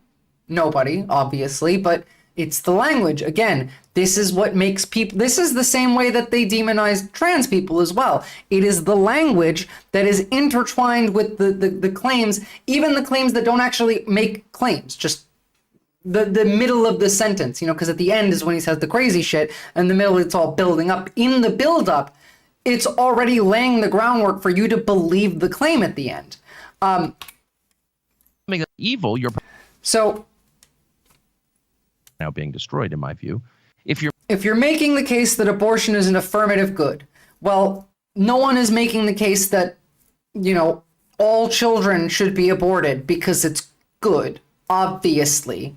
And that would be the equivalent of what he's saying, because for it to be we would have to have that level of hypothetical devotion to this for it to even fit into the scenario that he's trying to build here. You're making the case as a devotion. It needs to be a thought of all abortion. Every kid needs to be aborted now, right now. That is what he's pretending that we believe. We don't kill children in the womb. We have schools for that. Well, I mean, that's essentially what they think. That is literally their belief. They don't give a fuck about the lives of children. They don't care about the lives of women. They don't care about your life. Even if you're a man, even if you're a white Christian man in America, if you're not wealthy, you are just like the rest of us. You're just slightly better off because, you don't get put in the camps, but you're still going to suffer greatly. Abortion is an affirmative good. You are evil. You're practicing child sacrifice. Child sacrifice. Again, the idea of devotion, this religious idea that all abortion is 100% good, would be required for it to be a child sacrifice, worshiping abortion type of rhetoric. It doesn't even make sense in your own framing. Worshiping abortion, the killing of kids, not as something that needs to happen, unfortunately, but as something that is good, that's pro-abortion. Yeah, because that's what. Look at him. He's smiling. He knows what he's doing. That's exactly pro-abortion means, though, we should sacrifice children. Happen, unfortunately, but it's something that is good. That's pro-abortion. Look at that little smile. He knows exactly what he's fucking doing. People, and I have to say, I'm sure I'll be attacked for saying this, but I really believe it. People are like, oh, well, we had another hurricane, must be global warming. No, it's probably abortion, actually, just being honest. Yep, so abortion causes hurricanes. To contrast with the other part of the same party, Marjorie Taylor Greene, who says that no, it's not abortions causing hurricanes, it's the Jews and the Democrats causing hurricanes. This is their reality. Honest, you can't do that. You can't kill children on purpose, knowing that you're doing that in exchange for power. Now, he's smiling there. He knows exactly what he's doing. He's having a jolly old time. So let's see the continuation. Discussing what happens then. It's just insane. Trust me, that's a secular rational position. Genuinely, they're so cringe, man. Daily discussing what happens then. It's just insane. Trust me, that's a secular rational position on it. You don't have to be a Christian or religious in any sense. Oh, I'm sure you have a rational position laid out to acknowledge that that's just true. No one ever talks about that. And so I just want to approach this election with that perspective. And that event, that attack on me. Don't be a misogynist, Comrade Lenin. He doesn't laugh like a girl. He laughs like an idiot. You gotta be, what's the word for bigoted towards his lack of intelligence. Not that his laugh sounds like a 12-year-old girl at the playground. Because, misogyny. I'm fucking with you. No, he does laugh like a girl. It's helped me to do that. So again, I'm really grateful. It's a girlier laugh than I do. I wouldn't change it if I could. You said something. I'll go back to about the dropping of the atomic bomb and the beginning of secular society. My dad and the greatest generation fought on the battlefields of that conflict and were one of the driving forces with obviously the Russian people and the Chinese people to deliver us from that time from Imperial Japan and fascist rule in Europe. So funny listening to two devout Nazis talking about being saved from fascist rule in Europe. But at the same time, Oppenheimer, and this is what's so chilling when you say about secular, he used, I think it was the Hindu god Vishnu. They called the project the Trinity Project, right? And look, they know where they're going with this, and they're laughing. They know that this is insane, stupid shit. At the very test there in New Mexico, he untrue, quoted Lenin. Untrue. What the god Vishnu about now. I'm the destroyer of worlds, right? Don't you find that chilling, or is that tied to your since that time? My God, you're a fucking tomato right now. Like, can you at least not like hold the laugh in until after you've done your grift? Is the idea of this grift so funny that you can't even hold it in enough to not turn your entire face red? It's been we've now dropped the spiritual, which even Oppenheimer realized in The Greatest Generation. We kind of went to what is a totally materialistic secular society that leads America to this place in 2024. And the instrument of its turnaround or its rejuvenation. They're getting paid to say these things. They're making money here. This is their job. It's funny to have Jesus in the background too, but like they're grifting right now. Is a guy like Donald Trump? Well, we didn't drop the spiritual. We just embraced, another element of it. I mean, if you're quoting a pagan god as you're incinerating civilians with a nuclear weapon, I mean, I think it's pretty clear that was the pivot point in America's history. Oh, yes, because we quoted the pagan god and then we started having abortions, so God sends hurricanes at us now? Like, again, batshit crazy nonsense from these people. This is the guy who called immigrants vampires. No, it was Roseanne Barr who called immigrants vampires, and he agreed with it and then went and said, oh, it's not like they don't even eat pets, they eat people. They're doing human sacrifices and cannibalism. And it's just so interesting how resistant a lot of people who I consider friends, who I agree with on most things, are to acknowledging that. That because they're not insane. You're a Holocaust denier if you are. question the nuclear weapons or whatever. Not for that reason, but you literally are a Holocaust denier and pro-Hitler. So, of course, I'm none of those things. It goes without saying, or it should. No, I'm just noting the obvious, which is that American society changed profoundly in August of 1945, and it's reflected in the culture. It's reflected in the architecture, the art, the design, the literature. Nothing was the same after the end of the Second World War. Again, that's not a pro-Nazi statement. I couldn't be more anti-Nazi. Lie. Straight up fucking lie. Obviously, I'm an American. I care about this country and what happened Says the to man it working for the Russian government. And it's a very clear demarcation line, and it seems obvious to me that nuclear weapons are demonic. That I agree with. There's no upside to them at all. Not demonic in his way, because this is the guy who thinks that he got attacked by a demon in his bed, but I do think nuclear weapons are bad. I do think that they're demonic. I just also think that this guy is himself demonic. Well, yeah, that's the thing, Lennon. Kanye shifted to the right and became Hitler because he's unmedicated and has mental illness. He's unmedicated bipolar. Nope, I am not chameleon eyes, not even a little bit. And that anyone who claims otherwise is either... And by the way, you calling it Team Trump is disgusting. Like the idea of turning politics into a sports match where it's like, oh, the Giants or the Jets, or sorry, the Giants or the Patriots going to win this year. It's fucking ridiculous, and it's disgusting. It's anti-democratic. It's anti-American, and it's a reduction of some of the most important choices that we all get to make in our lives to the idea of a game. It's not a game. It's not.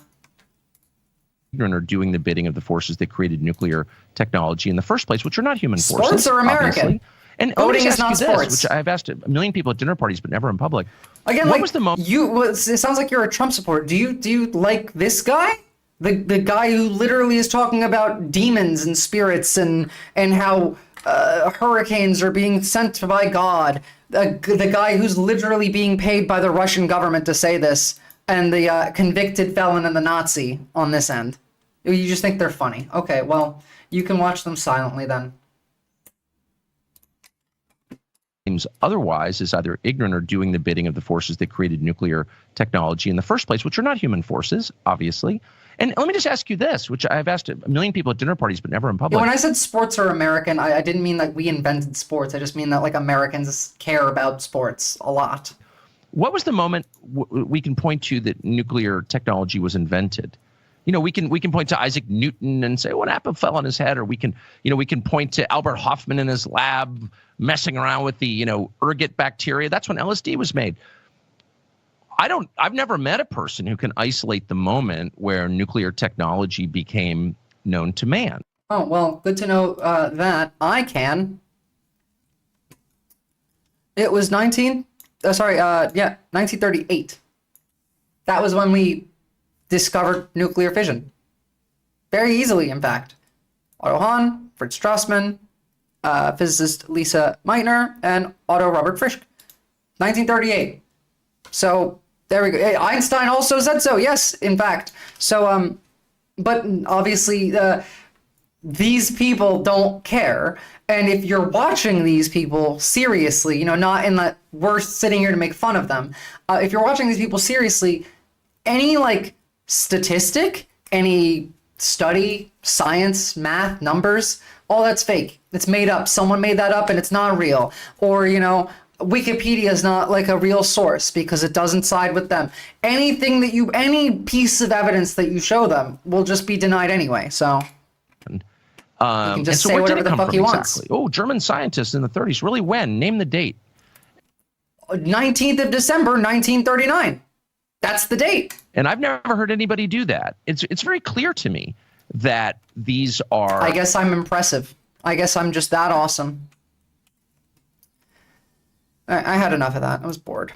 I covered some of this yesterday because we had one yesterday, but this is another women's march in Chicago today. I want to see more of this shit. I want to see some of this tomorrow on Election Day. I want to see this after all of you have gone to vote. Go do a march. The election just 3 days away. Women are marching across the country to protect reproductive rights, including here in the Chicago area.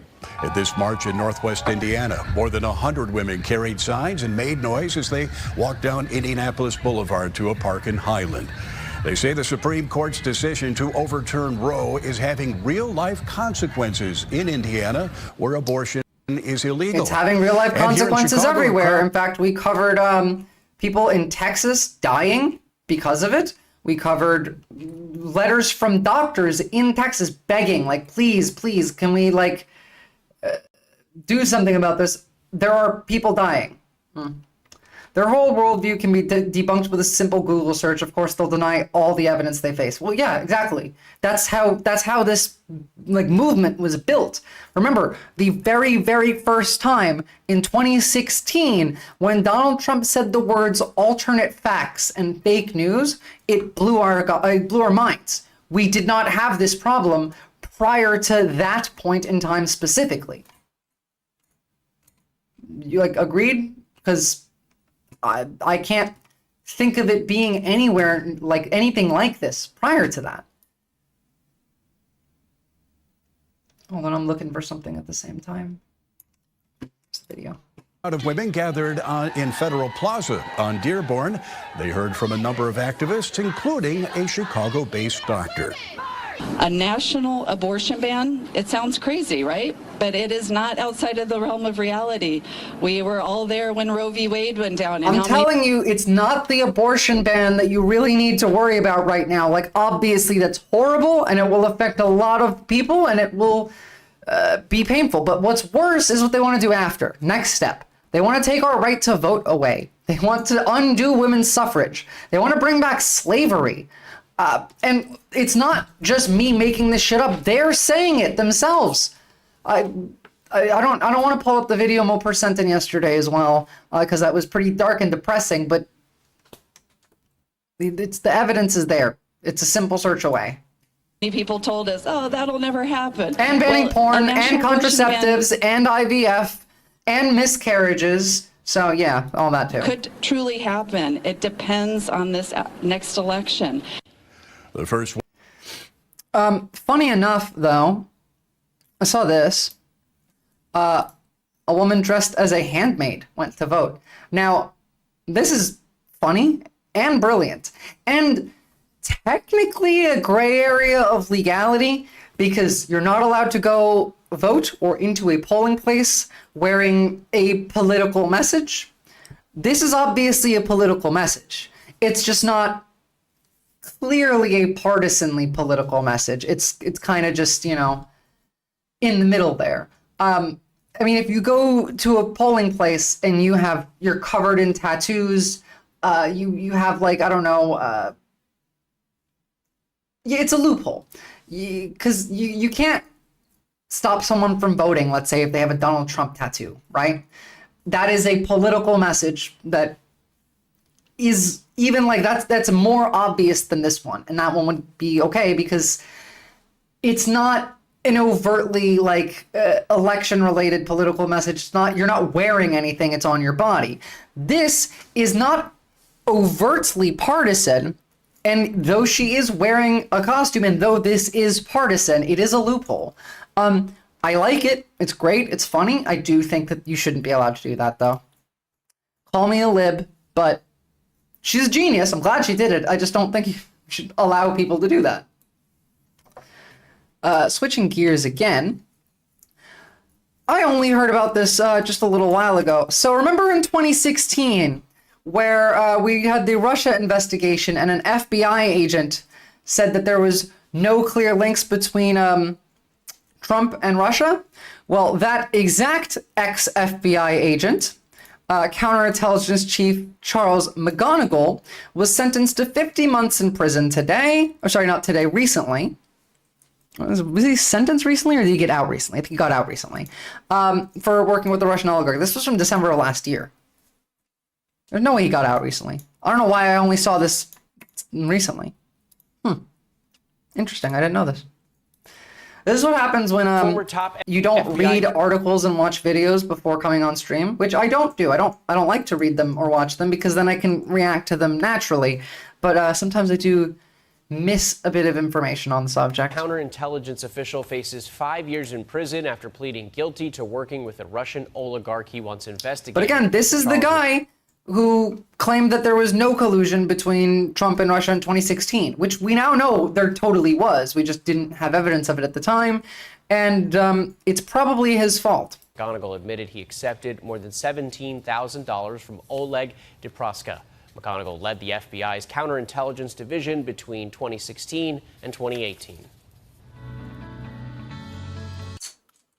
So, you know, corruption, Russian influence, we've been through this road before, and this guy is personally responsible for the fact that you can't bring up Russia to a Republican anymore without them saying, oh, it's always Russia, Russia, Russia with you folks. It's this guy's fault personally, in fact.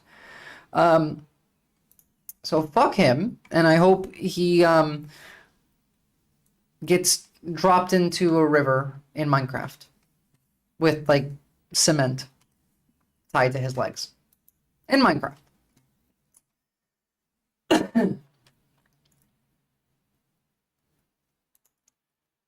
Do we want to watch the rest of Donald Trump's rallies, or do we want to talk about Israel?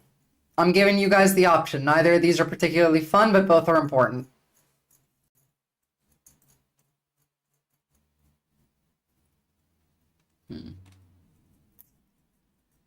Fed posting loophole. Neither, to be honest. I get it. I don't really want to cover either of them either. Oh, here's something that's not that.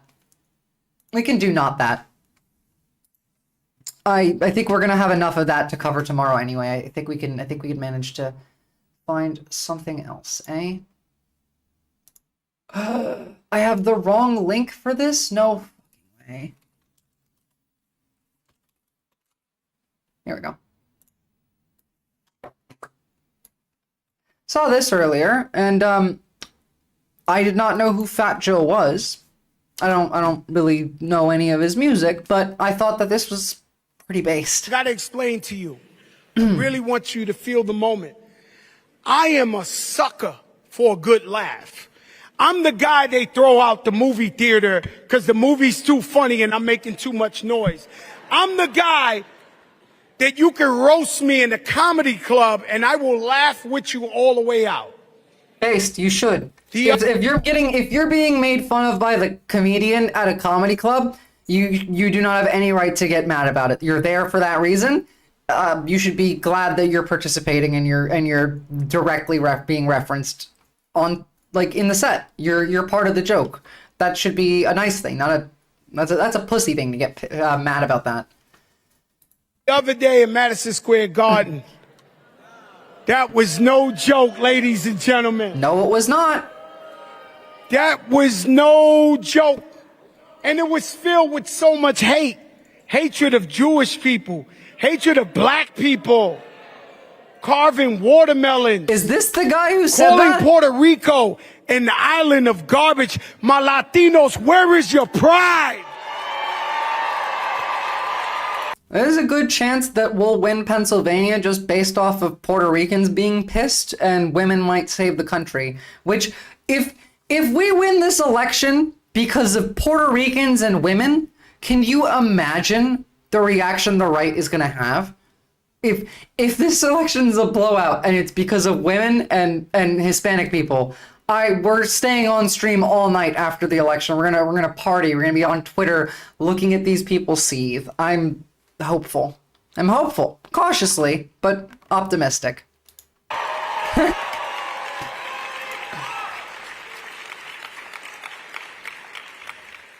I don't know why, but if I'm speaking to some undecided Puerto Ricans, especially in Pennsylvania. Pennsylvania? I like what it. What more they got to do to show you who they are? Literally. I'm telling you.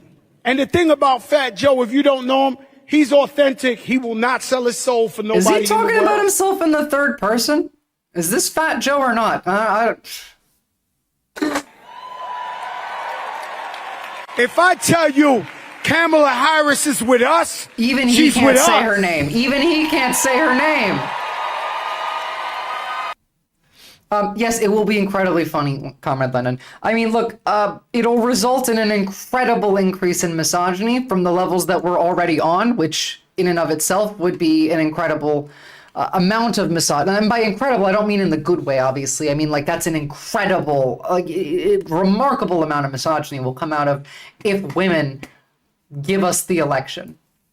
And I am so here for it, because then we just get to make fun of these people for whinging because, you know, they suck at being men. Women hate them. They're so deep in the incel hole that their wives vote against the person that they want. You know, the people that their wives probably already voted for in the past.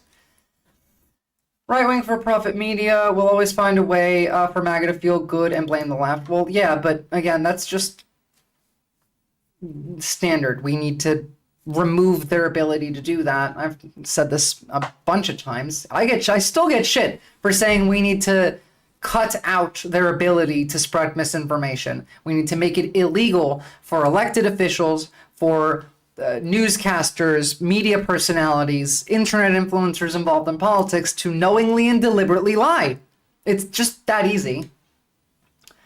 That is what for-profit media is for, to lie to us and make us feel good. Well, I mean, it's also for profit. It's not made to lie to us or to make us feel good. It exists to create profit and to incentivize stability in the country. But they do lie often, and it's not to make us feel good. For profit media is the enemy. Oftentimes they lie to make us feel bad. And no, I don't think the warning label is going to do anything. We've talked about this a bunch of times. No one will care. The warning label will make zero difference. This is not cigarettes we're talking about. We're talking about online content. Everyone will just skip past that part of the video.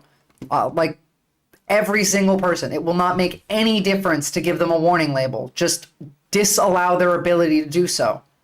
And yes, well, ideally, Lennon, I'd rather just, you know, nationalize every industry, but we have to work with the non-socialists here a little bit. I still can't believe you guys didn't want to watch Pete Buttigieg. Disappointed. Okay. One last thing I want to talk about, and I've said this a few times today. I've been telling you guys this for a while. And that's, you need to make the change. You need to enter government. No one will create positive change that comes from the top down. No one's going to save us. You and I need to go run for your school board, your election board, your state legislature, your local council, your run for Congress in your state. Now, an example of this being done that made me happy, especially by young people, is this video. I didn't watch much of it. I kind of just jumped around a little bit. So I don't actually know what these people believe. But I support young people getting involved in politics, and I assume that these people are left-leaning just by vibe. We're still 57 days out from the election. Yes, but that's food. You didn't hear me when I said this is not a physical object that you're touching. This is a media piece that people will just skip past the label. It will not make a difference. To make a difference, you would have to have the label be like a translucent film that is over the entire video of this is fake news, this isn't real, we're lying, we're paid by the Russian government, all across the screen. That's what it would take for it to make any noticeable difference. Don't argue with me on this, for profit media. We've had this argument at least 3 times now.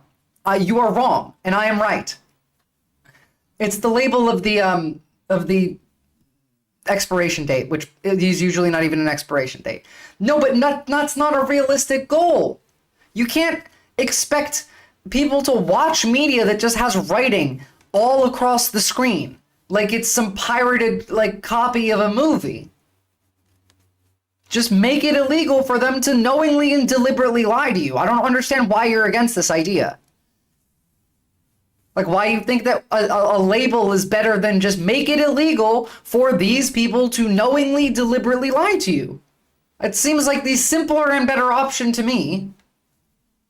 Anyway, not that it matters, because this isn't something that we're going to be able to accomplish anytime soon anyway. It's frustrating to me that not only, because we used to just not allow it. This isn't a new thing that I'm creating. It's how it used to function. They used to not be allowed to legally lie to you knowingly and deliberately. That was the law. We removed it. Just bring it back. And then add it to the media, because it only applied to elected officials. It's not like we're, up by 20 points or something. This race can absolutely go either way. Okay, music? Really? These are young people that got involved in politics and ran. First campaign check. These are young people. This is what I'm talking about. Get your kids, if you're old enough to have kids this age, get your friends, go run for politics. It's not hard. It's not hard at all. To even just like a county election board, you're just your town's governing body, your council. Easy peasy. You can make real change this way. And again, bring your friends. Start from the bottom, work up. The biggest check I have ever written in my life came from selling Bitcoin and Pokemon cards. Sus, big Bitcoin sus over there. Okay. Music done? Nope. Not done yet.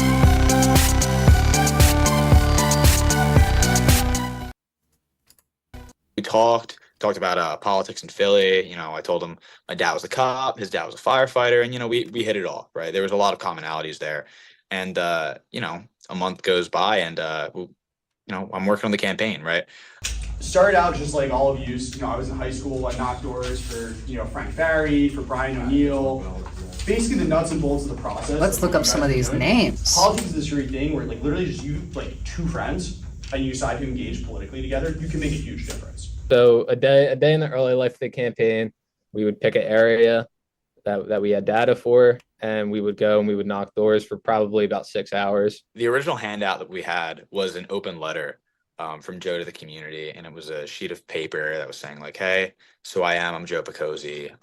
Here's my story. It was very, very grassrootsy. This shit works, guys. This works. He is running to represent Northern Philadelphia in PA State Senate. Vote for this man if you live in Pennsylvania. Joe Picozzi.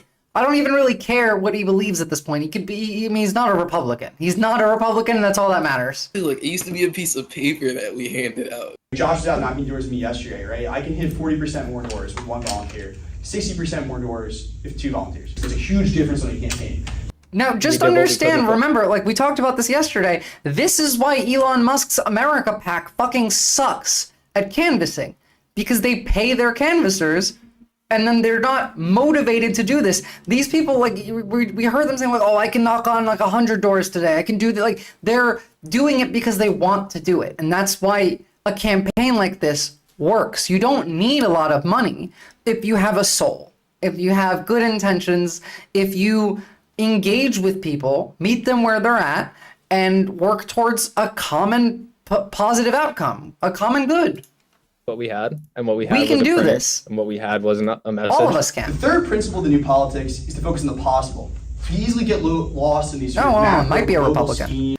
It might be like a, I don't know. I can't see the whole thing, but he might be a Republican. He's probably like a Harris voting Republican. And I'll take it. I'll take it. If he is a Republican, this is another example of exactly what I've been saying. Is this is how the right wing gains power? We just need to do it as well on the left. World events and all this stuff. Look, you're not going to fix that. That's not going to happen. What you can actually do is get involved right here, right? What's going wrong right here around Temple? What's going wrong in your neighborhood? Yeah, there's a lot of people here who didn't want him to run because it would disrupt kind of a uniparty stranglehold on Philadelphia politics. In the very beginning, not everyone thought that. Okay, well now we're getting a couple more sussy right wing words, especially the We'll see. Republicans, actually, and that's just not true. That's not true. Oh well, because hold on. What are you saying? Not everyone thought they had a chance, especially the Republicans, actually, and that's just not true. Oh my It's God, not they are true Republicans. because we're doing it a different way. We're doing something new.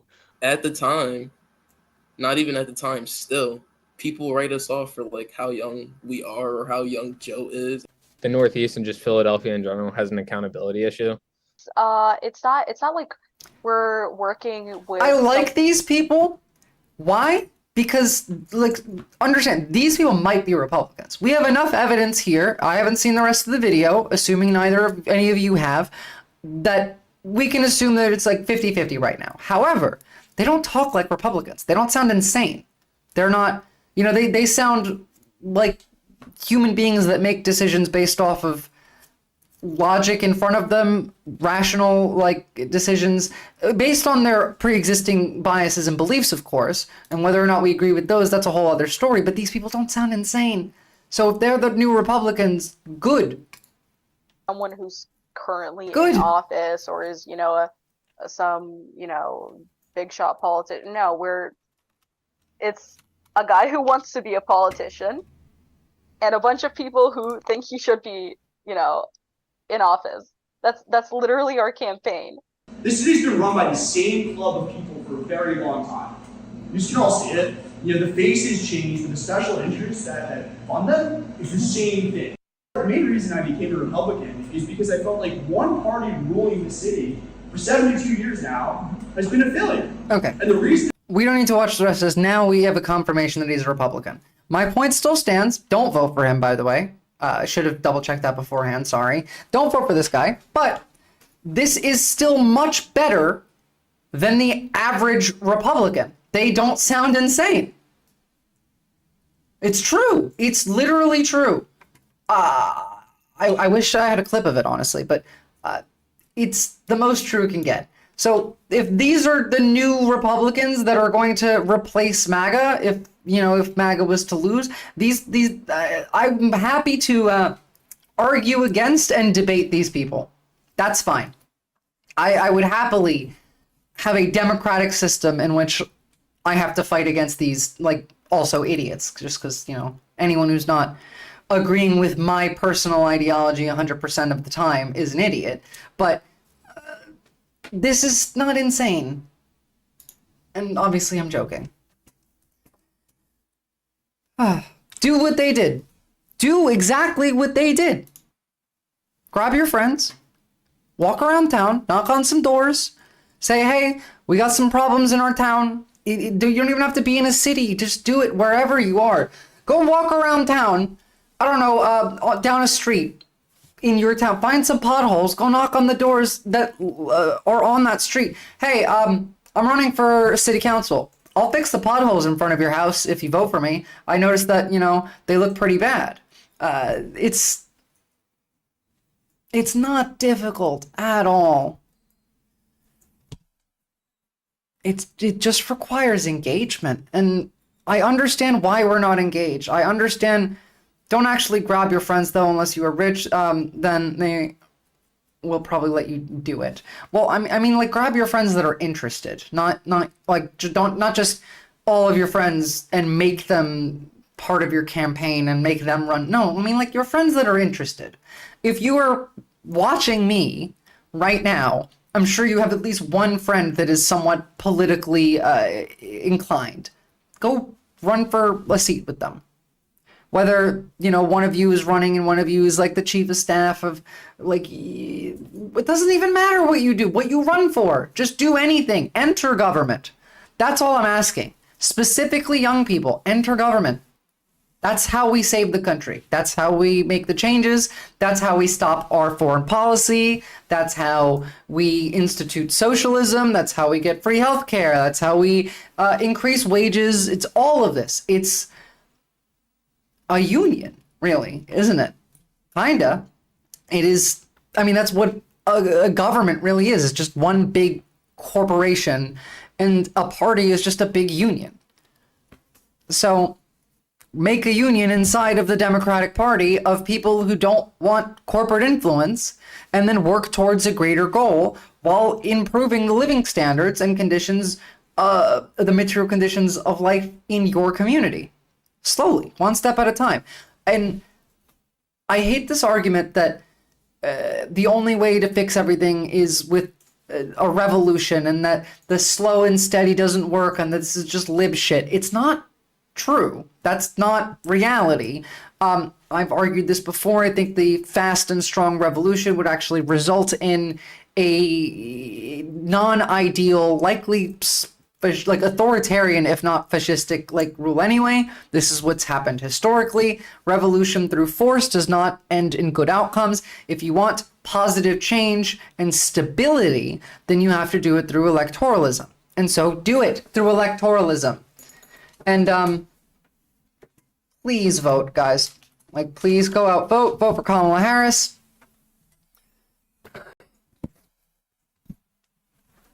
As Donald Trump once said, get your fat ass off the couch and vote.